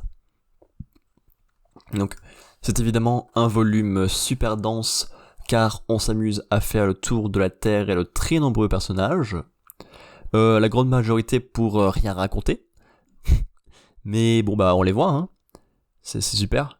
Genre on voit Kid qui va attaquer un empereur, pef, rétamé en 3 pages, mais ça a pris un chapitre entier. Waouh, hyper intéressant et plein de propos. Law qui se fait éclater par un autre empereur pendant ce temps-là, mais qui est sauvé par son second. Voilà, waouh, super, j'avais trop envie de voir ça. Puis on passe un long moment avec Kobe qui essaie de s'échapper de la ruche. Et il se passe plein de choses, et on passe un moment à la rêverie, et il se passe plein de choses. En même temps, il se passe pas tant que ça, vu le nombre de pages pour lesquelles on les voit. Mais c'est pas tant les informations qui me dérangent pour l'instant, c'est plus la construction globale. Les gens, avec ce chapitre-là, étaient en mode « Ouah, Egghead, c'est trop bien !» C'est pas Egghead, ça. Ça n'a aucun rapport avec l'arc, je sais pas ce que ça fout là. Oda, vu qu'il s'est rendu compte qu'il était à la fin de son œuvre, décide de changer sa façon de faire et ça marche moins bien. La dernière fois, il y avait eu le coup de la mini-aventure qui servait directement dans le chapitre d'après, avec le kidnapping de Pudding, ce qui est une façon étrange d'utiliser les mini-aventures qui sont censées teaser des futurs possibles. Et là, on a des problèmes aussi de construction comme ça. C'est-à-dire que on a quitté l'arc narratif de Egghead en plein milieu, sans transition, pour faire un tour du monde de plein d'informations qui sont pas si pertinentes que ça, alors que les tours du monde, on en fait à chaque inter-arc. Pourquoi est-ce que là ça devait impérativement être au milieu ? J'en sais rien, trop bizarre. Et si on reprend un problème de construction, pourquoi est-ce que la rêverie est autant découpée en morceaux ? Je crois que c'est la 3e, voire 4e fois qu'on revient sur les événements de la rêverie. À chaque fois on pousse un peu plus loin sur les détails et des trucs comme ça. Alors, pourquoi pas ? C'est cool. Mais on aurait pu faire ça tout d'un coup, parce que là, ça fait vraiment des allers-retours pour rien, et c'est un petit peu relou à la longue. Mais bon, on a des infos cool avec les rois du monde. Ils font tout qu'est-ce qu'ils veulent, et ceux qui découvrent leurs secrets, ils ont une petite aventure, il y a des trucs sympathiques. Alors par contre, comme je l'ai dit, on s'en fout totalement de Law et de Kid, ça prend de la place pour pas grand-chose, ils se font one-shot, super. Parce qu'évidemment, gagner ou perdre un combat en un coup, c'est grave intéressant au niveau du propos. Et le passage avec Kobe, j'ai trouvé un peu long, mais c'est plutôt sympathique. Surtout grâce à Garp, qui a le propos le plus tenu et le plus connu de One Piece, qui est de tout faire pour laisser la génération suivante briller, viser ses rêves et améliorer le monde. Donc ça, c'était un beau moment. D'autant plus qu'il a 2 de ses disciples préférés dans la zone, que les 2 ont bien appris de lui, et qu'on justifie une belle évolution de Kobe grâce à sa proximité avec Garp. Donc, en soi, ce que ça raconte, c'est pas mal, pour au moins 2 parties sur 4, mais vraiment la construction globale de One Piece me perturbe grandement. D'autant plus que Egghead est pour l'instant pas efficace et déjà trop chargé, alors si en plus on fait des coups pour partir sur d'autres choses, c'est pas un arc que je vais retenir. Alors que pourtant il est censé être ultra important et qu'il l'essaye. Et qu'il nous fait croire qu'il l'est. C'est comme ça, hein, on peut pas toujours être content. Hein. Quoique, on peut toujours être content. Parce que le même jour, j'ai lu le tome 16 de End and Luck, et comme d'habitude, j'ai passé un extrêmement bon moment. C'est le premier tome de la 2e partie du manga. Donc, on suit Fuko qui a les rênes dans cette nouvelle partie. Ce qui fait que le volume est un peu simple et un peu trop coulant tout seul. Parce que Fuko, elle a tout prévu. littéralement un plan pour sauver chacun de ses alliés sur les je ne sais combien de prochains arcs, l'ordre dans lequel les sauver, le moyen de les sauver, et vu qu'elle a attendu pendant très très longtemps, elle a autant de moyens financiers que de moyens techniques, que de moyens de puissance, que de moyens scientifiques pour régler tous les problèmes, et c'est plutôt simple. Elle a plein de compétences. Alors, en même temps, c'est agréable de l'avoir aussi sûre d'elle, aussi douée, aussi pratique, aussi utile, parce que c'est un personnage qui est devenu principal, parce qu'à la base c'était Andy, et ça marche trop bien. Mais des fois, c'est peut-être même un peu trop, parce que ça devient presque simple.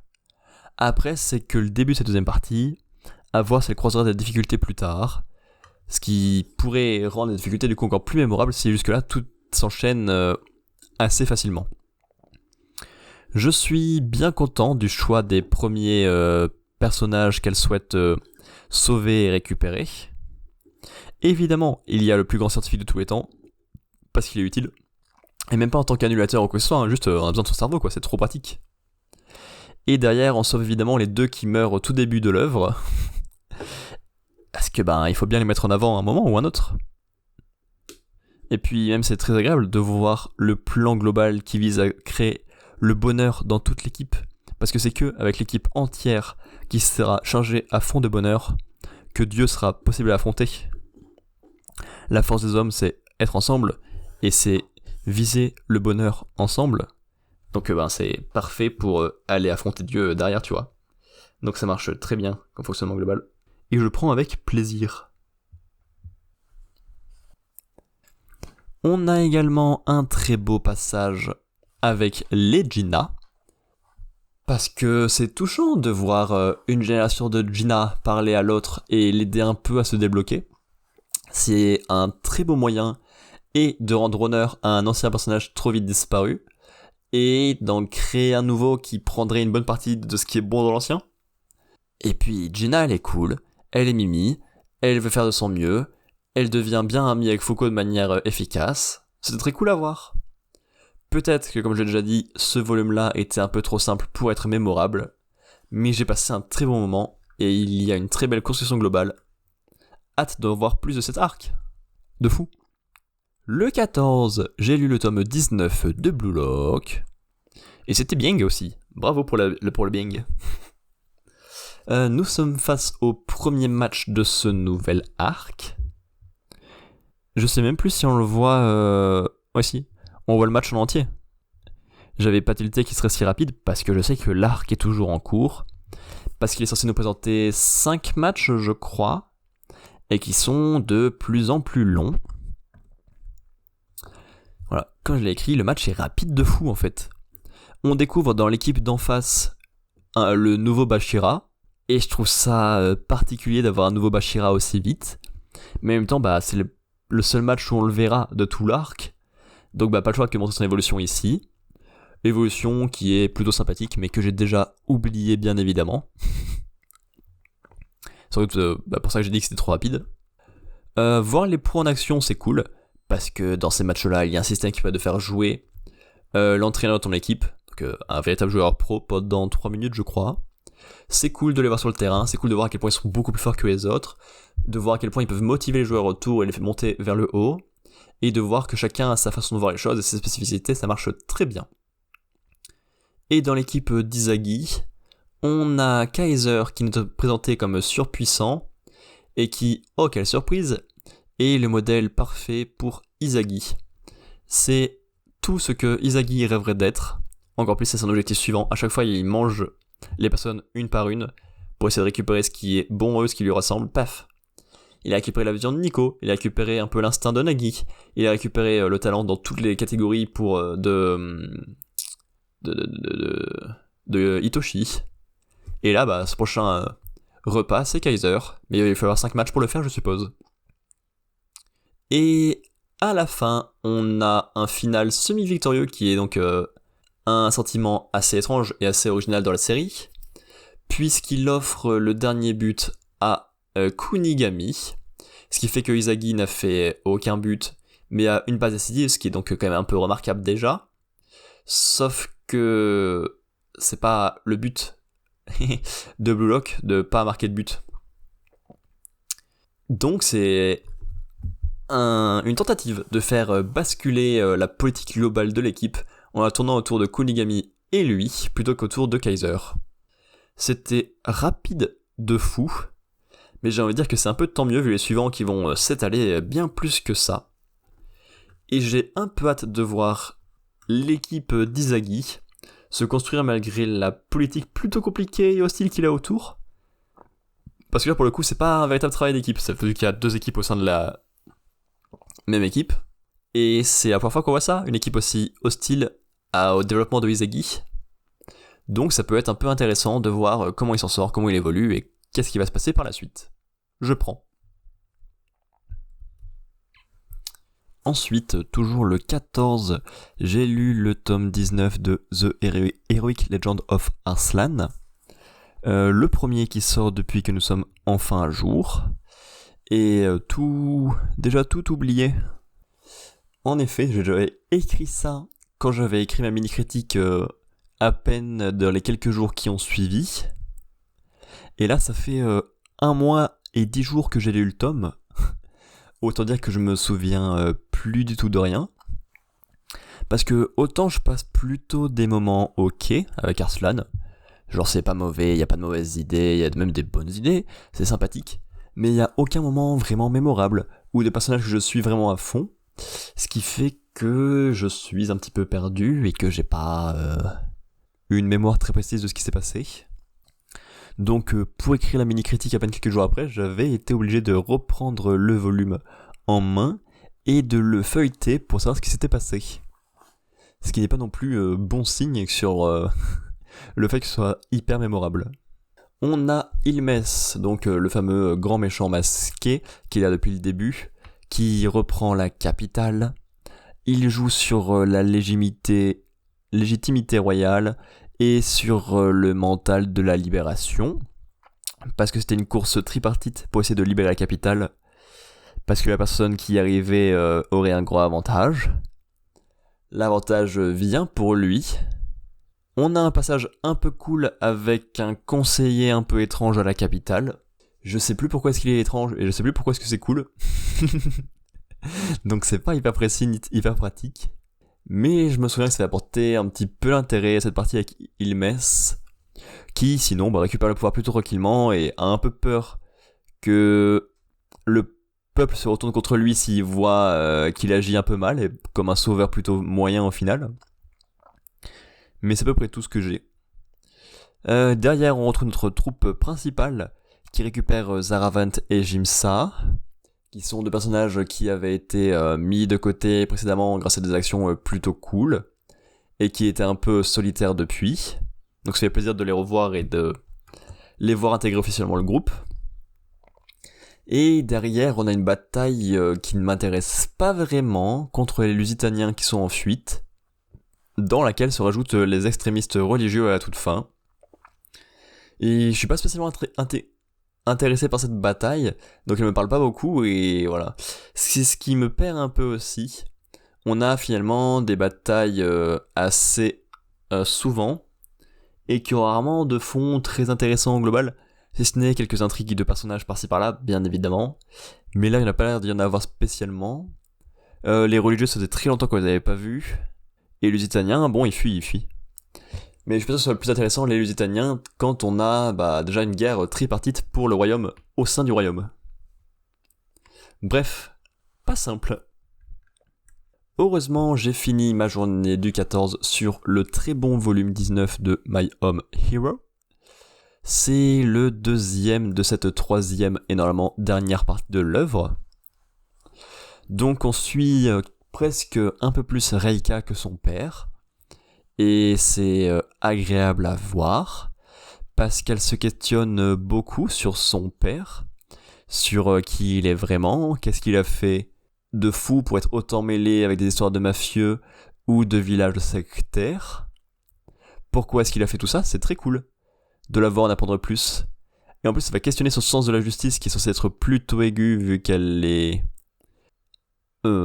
nouvelle au sein de la police, et qu'elle a une idée très précise de sa justice, donc ça va être très intéressant.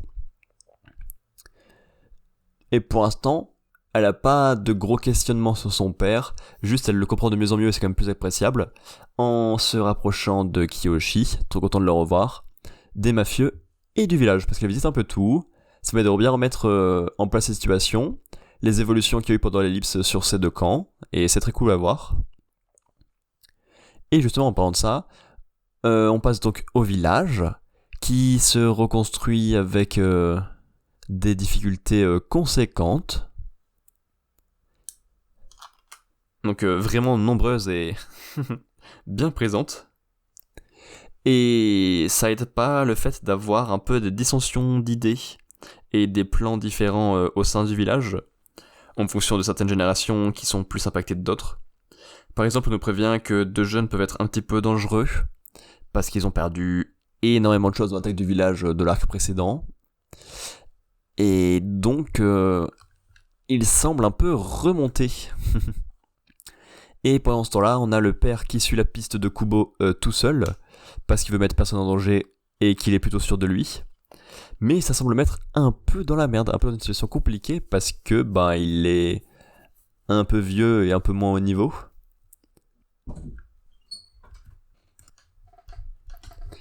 Mais il se démène quand même pour continuer d'essayer de protéger tout le monde et c'est cool à voir. Le volume au global est très cool, même si je l'ai trouvé un peu en deçà du précédent qui faisait vraiment une très très bonne introduction. Mais bon, avoir un petit ralentissement au deuxième volume, c'est pas choquant. Par contre, il y a étonnamment moins de pistes qu'au début du deuxième arc, où il y avait vraiment beaucoup de nouveaux personnages d'un coup. Parce qu'il fallait bien agrandir l'univers après le premier arc qui était un petit peu limité et court. Donc ça se tient. Derrière le 20, j'ai lu le volume 4 de Shouha Shoten. Nous découvrons un duo proche de Teiyo au sein d'un flashback. Les deux personnages du duo sont sur la couverture du volume et on comprend un peu pourquoi, c'est littéralement le sujet du volume et le truc important. Alors c'est un flashback, je vois pas trop à quoi ça sert dans la globalité, mais je prends volontiers parce que c'est très touchant. En effet, le duo a un élément fort et un élément qui a un peu plus de mal à se motiver, un peu plus de mal à se donner à l'humour comme ça, qui menace même d'arrêter. Sauf que l'élément fort décède, ce qui n'est pas non plus super et pas non plus conseillé. Donc au final ils sont plutôt mignons tous les deux et ils offrent un passage plutôt touchant, je prends volontiers. Ça m'intrigue un peu de voir comment ce qui va réapparaître plus tard, surtout quand on verra la deuxième personne du duo être mis un peu plus en avant et un peu plus utile dans le présent. Et en plus de ça, on a un autre moment mignon avec la mère de Teiyo, parce que celui-ci est très coincé par ses obligations envers sa mère, par toutes les promesses qu'il a pu lui faire dans le passé. Et c'est dommage, parce que c'est quelqu'un qui a besoin d'être libre pour être amusant et être à fond dans ses blagues et ses propositions. Et quand ton frein c'est ta mère, pas simple. Sauf qu'il arrive bien à s'en libérer, aidé par son nouveau duo qui lui montre la voie et lui montre qu'il peut faire rire sa mère tranquillement et qui peut défendre la voie qu'il a choisie. Donc ça marche bien. Et derrière, il y a un grand championnat qui arrive bientôt. Donc ils partent se rôder dans un concours un peu aléatoire et un peu divers, on verra bien ce que ça donne. Et au final, bon c'est pas très très drôle, mais c'est un manga basé sur l'humour, parce que l'humour c'est que leur façon, c'est leur sport eux, tu vois, donc c'est pas le plus important dans des mangas de sport. Mais les relations marchent bien, sa libération par sa mère ça marche bien, le duo du flashback ça marche bien. Le point à améliorer ça sera d'avoir de vrais et bons rivaux, si on veut pouvoir se rapprocher ne serait-ce qu'un peu du meilleur manga de sport de tous les temps qui est Bakuman.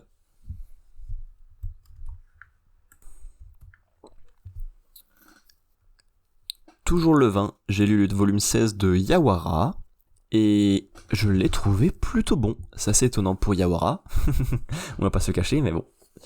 On retrouve les problèmes habituels, qui est que les volumes sont vraiment très longs, parce qu'ils sont bien épais, bien bavards et bien lourds. C'est une dinguerie, comme disent les jeunes. Ça prend vraiment un temps fou à lire. Mais en même temps, là, celui-là, je l'ai trouvé plutôt intéressant. Tout d'abord, nous suivons donc Sayaka, celle qui se prend pour la grande rivale de Yawara, alors qu'en fait, elle est plutôt inexistante. Elle se sent plus pissée du tout parce qu'elle a plus d'adversaires. Ok, sympathique de l'avoir fait la maline comme ça sans avoir pu montrer ce qu'elle donnait vraiment sur le tatami. Donc c'est rigolo comme ça. Pendant ce temps-là, il y a une longue partie où Yawara n'arrive pas à se remotiver et c'est même très compliqué à cause de la collègue au gros sein de Matsuda. Donc c'est un peu lourdingue, mais pour une fois c'est plutôt bien justifié, donc ça marche bien, et ok, je prends. Mais derrière, c'était très intéressant de voir Fujiko qui repart à l'action alors qu'elle vient juste de donner naissance, et Matsuda qui continue de se donner à fond quoi qu'il arrive. Donc eux se motivent entre eux, et perf, ils arrivent à trouver un plan pour motiver également Yawara, et ça se fait très plaisir. Voilà, donc nos personnages semblent très bien partis pour les JO, qui sera sans doute un des gros éléments de la fin de l'œuvre, vu qu'on est au tome 16 sur 19, si je me souviens bien. Alors, je vois pas trop ce que les 3 derniers volumes vont pouvoir raconter, mais en même temps, jusque-là, je voyais pas ce que 16 volumes vont pouvoir raconter, donc la question se pose toujours. Et il y en avait un sujet plutôt intéressant, avec les Russes qu'on a déjà croisés plus tôt dans le manga, qui n'ont plus de pays officiel, mais qui veulent quand même affronter Yawara au jeu, en fait, dans un match officiel, dans la plus grande compétition possible. Et c'est plutôt intéressant de voir un peu des conflits politiques par le biais des sportifs qui veulent juste montrer leur sport au plus haut niveau possible, tu vois. Donc c'est un volume qui était très bon. On retrouve les problèmes habituels, un peu c'est un peu répétitif, hein, cette idée d'avoir un manga d'amour selon le personnage principal dans un manga de sport selon tous les autres personnages. Avec des volumes très très longs, mais la série elle fait un nombre de pages et de dialogues incalculables. Mais en même temps, là il y avait quand même pas mal d'idées qui marchaient mieux au global, et qui ont fait un volume finalement, malgré sa longueur, plutôt intéressant. Derrière le 21, j'ai lu les 4 nouveaux volumes de Kengan Omega. On va donc commencer par le volume 9, bien évidemment. On est toujours dans le tournoi entre l'association Kengan et l'association ennemie, dont j'ai évidemment oublié le nom. Nous avons un très bon premier combat dans ce volume-là, qui fait entrer en scène la Vermine, qui est donc une société secrète un petit peu étrange, qui est plutôt un sujet important de cette seconde œuvre, puisqu'elle contient beaucoup de secrets, beaucoup de trucs pas forcément très très cool, qui permettent des retours de personnages ou des questionnements un peu différents sur le monde du combat clandestin. Donc à voir. Dans ce premier combat, nous avons également un personnage qui s'énerve grandement, et pour mourir et pour jouer le rôle qu'on lui a attribué. Donc c'est très cool. Alors, pas tant pour le côté sportif, mais pour le côté jusqu'au boutiste de la mission, ce qui fonctionne très très bien, d'avoir des hommes de conviction, même si c'est des idées pas forcément folles derrière. Vu que c'est un manga de baston pur avec des hommes bien musclés, les voir se donner à fond dans des combats avec leurs petits plans en tête derrière, c'est plutôt impactant à voir. Et en plus, la technique était plutôt impressionnante. Et derrière, on enchaîne directement avec un autre combat contre de la Vermine, ce qui fait se poser beaucoup de questions sur qui est vraiment le groupe adverse, à qui on peut faire confiance dans les deux camps, parce que les deux peuvent être un peu attaqués par la Vermine de toutes parts. Donc c'est voir à qui on peut faire confiance dans cette bataille qui est quand même plutôt importante entre ces deux organisations. C'est des idées de suspense qui fonctionnent bien. Et dans ce combat, on a une technique plus fonctionnelle que Agito, donc le croc de Kengan Omega, donc il est un personnage normalement plutôt balèze et plutôt surpuissant. Il a perdu juste contre le futur gagnant du tournoi. Et là, voir quelqu'un qui a une technique plus fonctionnelle que lui, c'est étonnant. Donc au final, c'est un très bon volume pour reprendre, vu que c'est un rythme un peu étrange d'avoir 4 volumes à chaque fois, tous les quelques temps. Ça envoie bien niveau puissance, ça pose pas mal de questions sur les mystères globaux, c'est un bon volume pour reprendre. Tout comme le volume 10, que j'ai trouvé très bon aussi. J'ai beaucoup apprécié la fin du combat de Agito, qui arrive enfin à allier ces deux styles de combat pour n'en faire qu'un surpuissant, sortir le vrai Agito, qui est à la fois souple et imprévisible, à la fois fort, puissant et parfaitement lisible. C'est un très très beau mélange bien complet.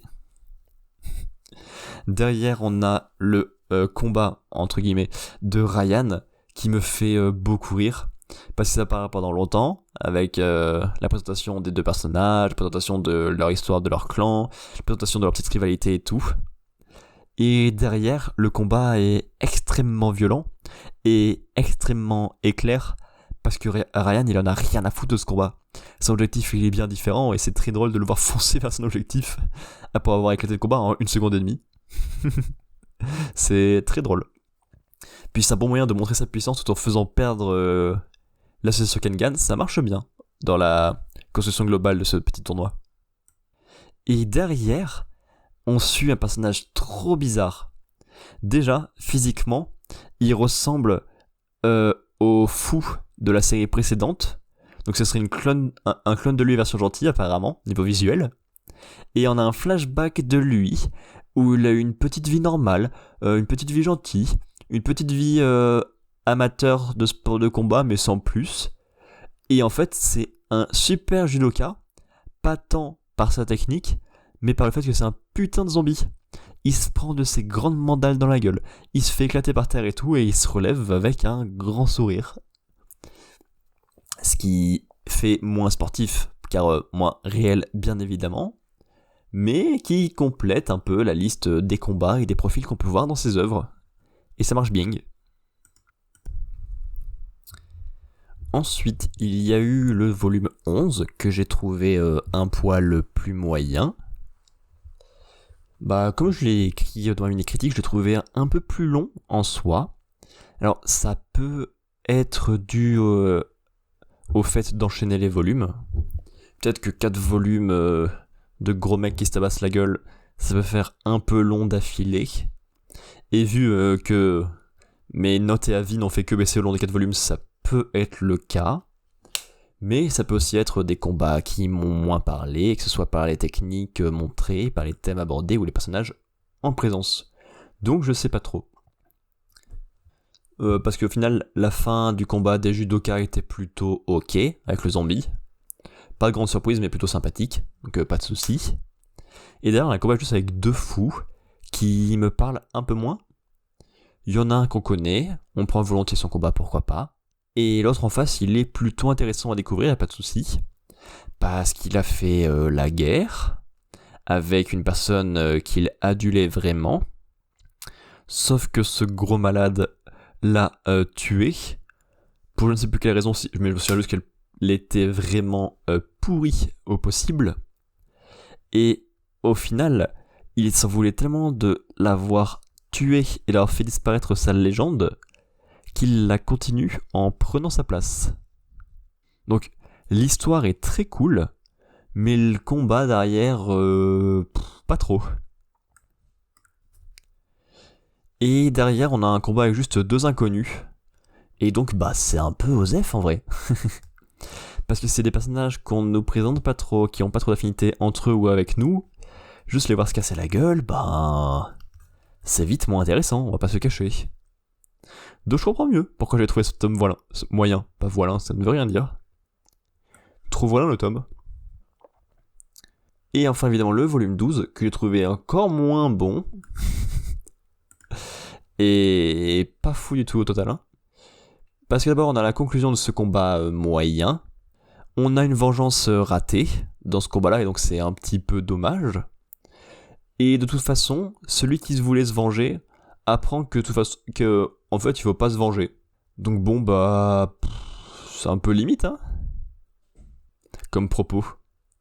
Mais derrière, ils sont un peu mimi ensemble. Enfin, ceux qui survivent et ceux qui peuvent discuter avec les autres, ils sont un peu mimi quand ils retrouvent le droit chemin ou qu'ils retrouvent un peu de bonheur, donc je prends ça, ok. Derrière, on a un clown contre un personnage masqué. Alors, je sais pas ce que j'ai écrit sympa car puissant mais inexpérimenté. Je sais pas si je parle du combat au global ou de juste du masqué. Mais bon, le combat n'a pas dû me parler de fou. Et surtout parce qu'il n'avait pas grave commencé. Parce que j'ai écrit juste en dessous, c'est que c'est l'avant-dernier combat qui va envoyer vraiment du lourd. Et qu'il y a beaucoup d'éléments en coulisses qui se passent, toujours avec ces mystères autour des implications de cette bataille, de à qui ça va servir vraiment, de l'implication de la vermine, de jusqu'où est-ce qu'elle est rentrée, quel est leur véritable rôle. Donc voilà, il y a pas mal de secrets et de mystères mis en place. Il y a un combat qui promet pour la suite, mais le volume en lui-même est plutôt moyen. Faire des belles promesses, c'est bien, mais faire des belles promesses tout en étant intéressant dans le moment présent, c'est mieux. Et derrière, j'ai commencé mon arc de rattrapage de Gamaran avec le volume 8, lu le 24. Le retour était sympathique. Pour un retour, c'était plutôt bien, parce qu'en vrai, tu lis pas une série pendant très longtemps, ça peut être compliqué de se remettre dedans et un peu dur le premier volume. Mais là, pour voir que c'était le volume 8 et qu'on était au milieu d'une action, ça se lit très bien. Sans doute parce que Gamaran c'est très fluide et que ça va pas non plus pousser extrêmement loin dans les intrigues. Je pense que ça joue. Bon, évidemment, j'ai quand même écrit que c'était un peu dur de se remettre dans cette fuite avec Shinojo et Iori, qui sont vraiment très très faciles contre plusieurs adversaires. Donc ça marche bien. D'autant plus qu'en face de ça, on a Gamma et Zenmaru, donc le duo principal complété par Shinojo et Iori, qui eux subissent plutôt l'amertume de la défaite. Et en fait, c'était littéralement l'arc qui venait conclure la promesse de tournoi de l'œuvre par le fait que le prince qui devait protéger se fait capturer et qui fait la transition vers la suite de l'œuvre qui est l'entraînement puis l'attaque de la ville du méchant pour sauver le prince. Donc finalement on s'éloigne beaucoup de l'intrigue principale, mais écoute, ça marche bien de ce qu'on va voir avec les volumes suivants. Et donc ouais, c'est un volume très bon pour reprendre, parce que assez simple, ça fait bien le point sur Shinojo et Iori qui sont beaucoup trop forts, sur Gamma et Zenmaru qui ont encore beaucoup de boulot pour apprendre, sur le fait que le tournoi, c'était pas si important que ça, et qu'on a un très grand plan pour relancer la suite de l'intrigue avec l'amélioration des personnages et le sauvetage du prince. Bon, il serait temps de venir à bout de cet épisode. On est quand même le 25, il me reste encore 6 heures desquelles je dois parler, donc ça devrait se terminer assez rapidement. Heureusement, je pense que les prochains mois seront plus rapides, avec un nombre d'œuvres un peu moins conséquent, et un rythme de travail différent, je l'espère, et plus efficace, je l'espère aussi. Bref, on en était au tome 9 de Gamaran, que j'avais lu le 24, il y a un mois maintenant. Oui, c'est long. On suit nos personnages principaux qui s'entraînent. Bien évidemment, on peut se faire éclater la tronche, il n'y a pas trop d'autres choix d'écriture. C'est comme ça qu'on écrit les histoires Black Clover. Hop là, petite pique discrète, glissée vers quelqu'un que vous ne connaissez pas. Donc ça marche bien pour justifier leur nouvelle puissance, bien évidemment. Est-ce que l'entraînement est bien justifié, bien complet? Il avance bien, donc ok, on prend le power-up volontiers et sans aucun souci. Mais par contre, l'entraînement n'est pas non plus très intéressant, puisque ça ne raconte rien de plus sur les personnages. Mais genre vraiment rien, juste ils s'entraînent, ils viennent plus forts, peut-être un peu plus calmes, un peu plus sur deux, mais sans plus, sans les faire spécialement évoluer mentalement ou dans ce qu'ils racontent. Par contre, la deuxième partie du volume, j'ai largement préféré. On a un duel entre Shin et Iori, parce que ceux-ci sont déjà les plus forts du groupe, de loin. Ils ont besoin d'entraînement, donc ils se battent entre eux pour choisir qui sera le prochain chef. Et c'est très propre, autant au niveau du combat qu'au niveau du propos, parce que ça montre très bien la grande scission qu'on peut avoir dans les écoles en fonction de l'objectif recherché, que ce soit le bonheur, la puissance, l'amélioration, ou même que ce soit le même objectif mais avec des méthodes différentes. Donc ça marche bien niveau propos, et c'est un grand oui. Le même jour, j'ai terminé en lisant le volume 10 de Gamaran. J'ai dit que c'était bien. Voilà, hop, à plus tard pour d'autres critiques MDR. Non. L'entraînement continue son cours, son bonhomme de chemin bien évidemment. Il avance mieux, je trouve. Parce que autant nous que les personnages, on apprend des choses bien plus cool et bien plus pertinentes avec un nouveau personnage affreux en tant qu'humain.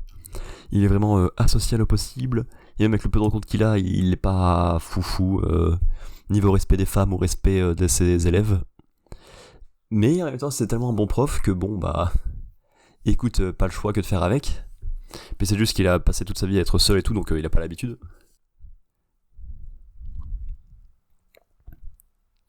Mais ouais, l'entraînement était plus pertinent, j'aime mieux. Et en face, le plus intéressant est encore porté par Iori, parce que ce grand malade offre du temps d'entraînement à ses petits camarades en allant directement dans la base du méchant et en fracassant la gueule d'absolument tout le monde. C'est un move tellement monstrueux, autant dans le plan que dans la puissance nécessaire.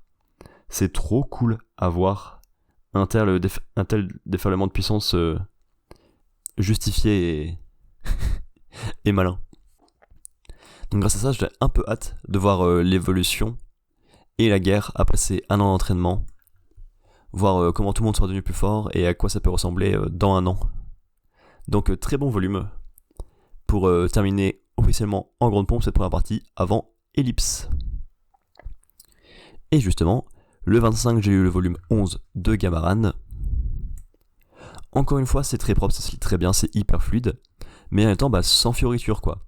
Il n'y a pas de grands trucs testés, que ce soit au niveau des intrigues ou des personnages, donc évidemment que c'est simple et efficace. Mais il n'y a pas cherché midi à 14h. Si tu fais un truc simple, mais que c'est vraiment efficace, que l'action est bien montrée et que c'est quand même cool à suivre, ça marche hein.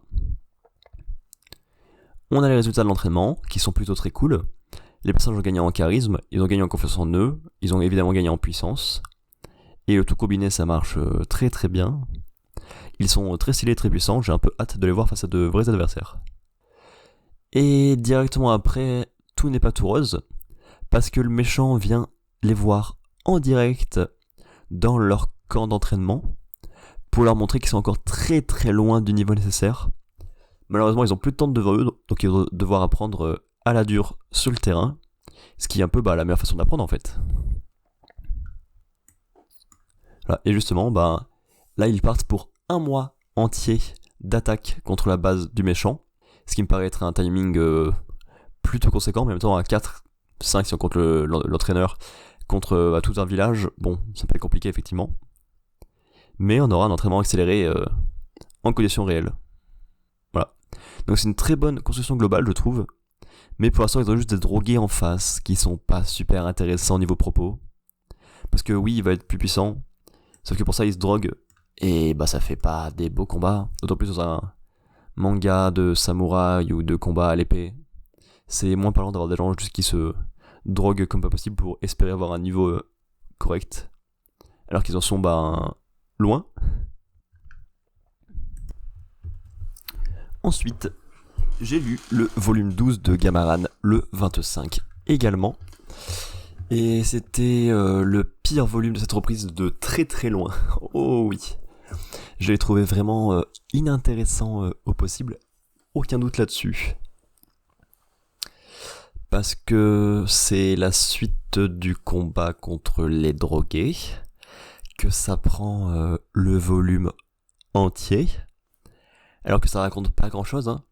Oui, martiaux contre drogue, faire la voie d'entraînement contre la voie de la triche, truc basique, donc ça va pas très très loin. Et ouais, le seul point, c'est l'envie d'être plus fort, quitte à prendre des raccourcis, mettre sa vie en danger et à rater un peu l'idée globale des arts martiaux, ce qui est un petit peu dommage. Mais un volume entier pour ce combat pas ouf contre quasiment un zombie, et pour avoir ce propos-là au final, c'est un peu limite. C'est trop long, un seul et unique combat dans un seul volume. Faut qu'il soit très intéressant et ça raconte beaucoup ce personnage, ce qui est pas le cas ici du tout. Donc burk en vrai, comme on dit. Je me suis ennuyé, et ça c'est le début de l'attaque finale, il faut se dire. Ce qui est un départ plutôt moyen, globalement. Ouais, on peut dire ça comme ça, ouais. Et derrière, on attaque enfin la dernière partie de cet épisode, la partie série, avec 2 saisons que j'ai terminées au cours du mois d'avril, en début de mois. Tout d'abord, j'ai terminé la saison 2 de 100% physique le 2 avril. Déjà tout ce temps. C'est normal que du coup je suis un peu motivé pour le sport maintenant. Ça fait 1 mois et 20 jours que j'ai été piqué par la série. Minimum, du coup c'était la fin de la série. Donc, j'ai beaucoup aimé le rythme de parution. J'apprécie grandement quand les grandes boîtes de séries ne sortent pas toute leur saison d'un coup. C'est très appréciable. Ici, il y a eu genre 2 et 3 épisodes, un truc comme ça. Je sais plus combien il y avait d'épisodes, mais ça va être quelque chose d'assez proche. Donc c'était plutôt bing. Ça découpait et j'ai bien aimé. D'autant plus que même après comme ça, t'es pas obligé de suivre un rythme rapide non plus. Ça marche bien. On garde les mêmes soucis que la saison précédente, que sont évidemment le montage, qui consiste à mettre beaucoup de ralentis et beaucoup de répétitions et des zones de caméra différentes des actions, pour les rendre plus marquantes et plus exceptionnelles, alors qu'elles ne le sont pas spécialement toutes, donc ça fait une grosse lourdeur, on va pas se le cacher. Alors qu'il y a de quoi faire avec les exploits qui sont plutôt impressionnants, le casting qui est très rempli et varié, et la mise en scène qui est très propre, quoi. Et il y a toujours évidemment le sexisme, malheureusement. C'est des grands sportifs, donc il y a techniquement, ça se voit autant dans la série que dans les compétitions, un écart entre les hommes et les femmes physiologiquement. Ça, d'accord. Mais que les gros bourrins fassent toujours équipe ensemble pour toujours dire on va affronter l'équipe avec le plus de femmes parce qu'elles sont nulles à chier ces équipes. C'est un petit peu limite. Et j'ai tellement joué un passage horrible pour faire cette phrase que j'ai léché mon micro sans faire exprès. Dégoûtant. La saison 2 s'appelle Underground, donc sous terre. Et ça n'apporte pas grand chose. Parce que au niveau des visuels, oui, ils ont des décors sous terre, oui, c'est tout sombre et tout, mais c'était déjà le cas dans la saison précédente, vu que c'est en studio. Et finalement, ça change un peu le thème de 2 épreuves seulement.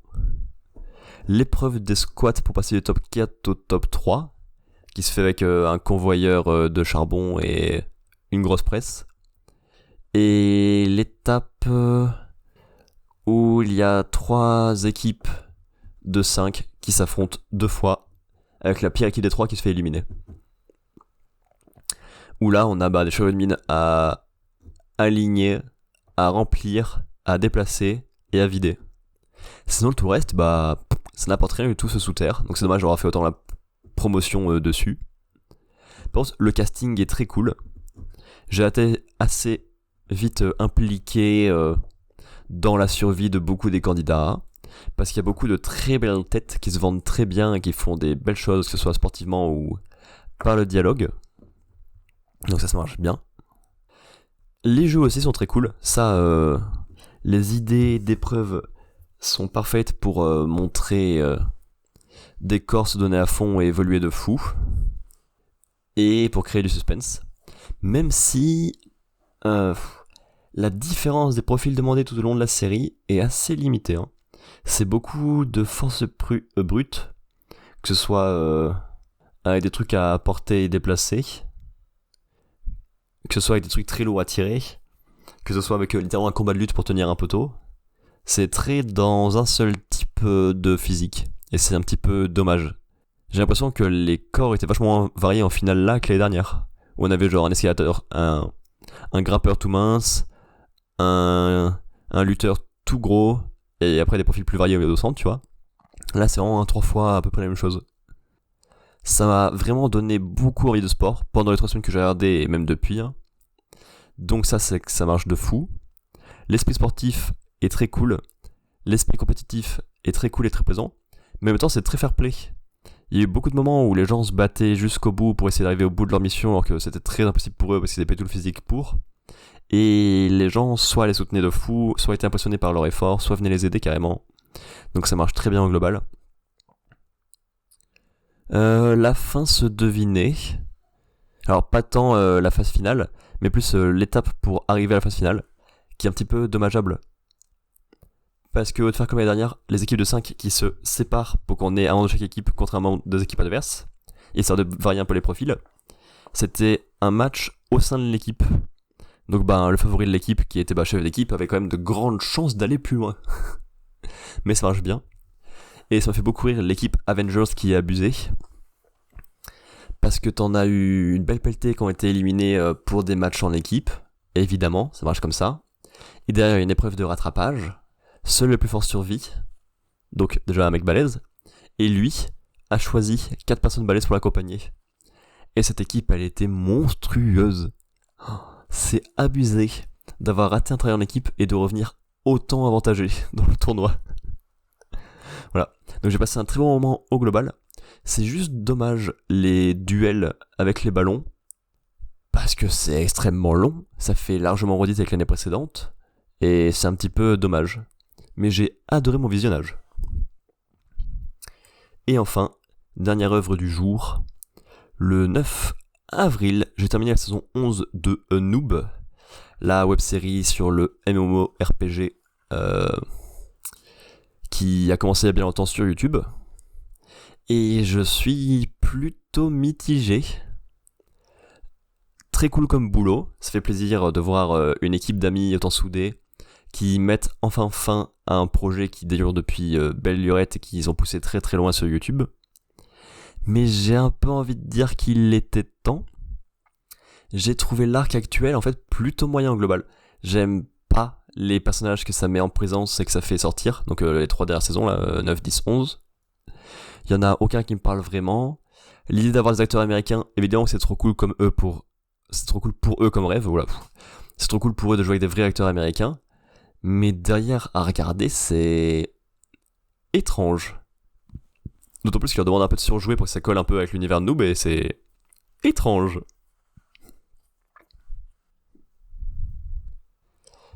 Sur toute la saison, il n'y a que les 30 dernières minutes qui font conclusion. Et plus à cet arc de duel entre Elmonscore et son rival que au global. Et c'est dommage de terminer en saison dans une web-série qui n'a pas trop non plus d'obligations commerciales, de pas faire une conclusion un peu plus globale à la série, je trouve. Alors que pourtant dans la saison, il y a quand même toujours évidemment des bonnes idées par-ci par-là. Celle que je retiens le plus, je pense que c'est le personnage de Rafale, qui évolue bien, qui est le personnage le plus humain dans son groupe qui est sinon assez limité. Autant d'attachement qu'au personnage intéressant dedans, et ça fait plaisir de voir Rafale se débrouiller dedans, essayer de trouver sa place, avoir des doutes sur des difficultés, ça j'aime beaucoup. Sinon le reste, ouais, c'est des idées par-ci par-là, mais qui vont quand même moins marquer, même s'il y avait quand même évidemment toujours des bonnes idées. Voilà. Et en plus de ça, je trouve que le grand final est assez simple, avec juste une diversion pour séparer les adversaires, et derrière une grosse attaque, un poil simpliste. Fallait pas non plus que ce soit non plus tiré par les cheveux, parce que c'est pas du tout le but de la série, mais quand tu fais un gros building de 3 saisons sur ce duel final entre les rivaux, ça serait mieux que ça se termine avec un peu plus de difficulté. Et comme j'ai déjà dit, mais je l'ai renoté dans mon mini-critique, les Américains, aïe. Mais bref, c'est la fin d'une époque, ça fait très longtemps que je suivais Noob. Je l'avais entendu parler au moins au lycée, donc je pense que ça fait bien 10 ans que je suivais dès que ça sortait. Et j'étais à jour, donc même pour moi c'était un grand voyage, très cool à voir. Mais je ne saurais pas dire si ça me manquera réellement. Voilà, ce qui conclut enfin cet épisode. Il est pas si long, mais j'ai mis très longtemps à l'enregistrer pour aucune raison. J'espère que ça vous aura plu. J'espère qu'on se retrouvera plus vite pour le mois de juin. Mais normalement, entre le changement de méthode et le peu d'œuvres à traiter, ça devrait aller. Je veux pas vendre la peau de l'ours avant de l'avoir tué, mais ça devrait aller. Sinon, n'hésitez pas à me partager, vous, les œuvres que vous avez découvertes au mois d'avril, si vous vous en souvenez. À me partager, vous, ce que vous avez pensé des œuvres dont j'ai parlé ici. On se capte prochainement sur la chaîne en podcast ou sur Twitch. D'ici là, portez-vous bien, faites-vous plaisir. À Comoré bientôt.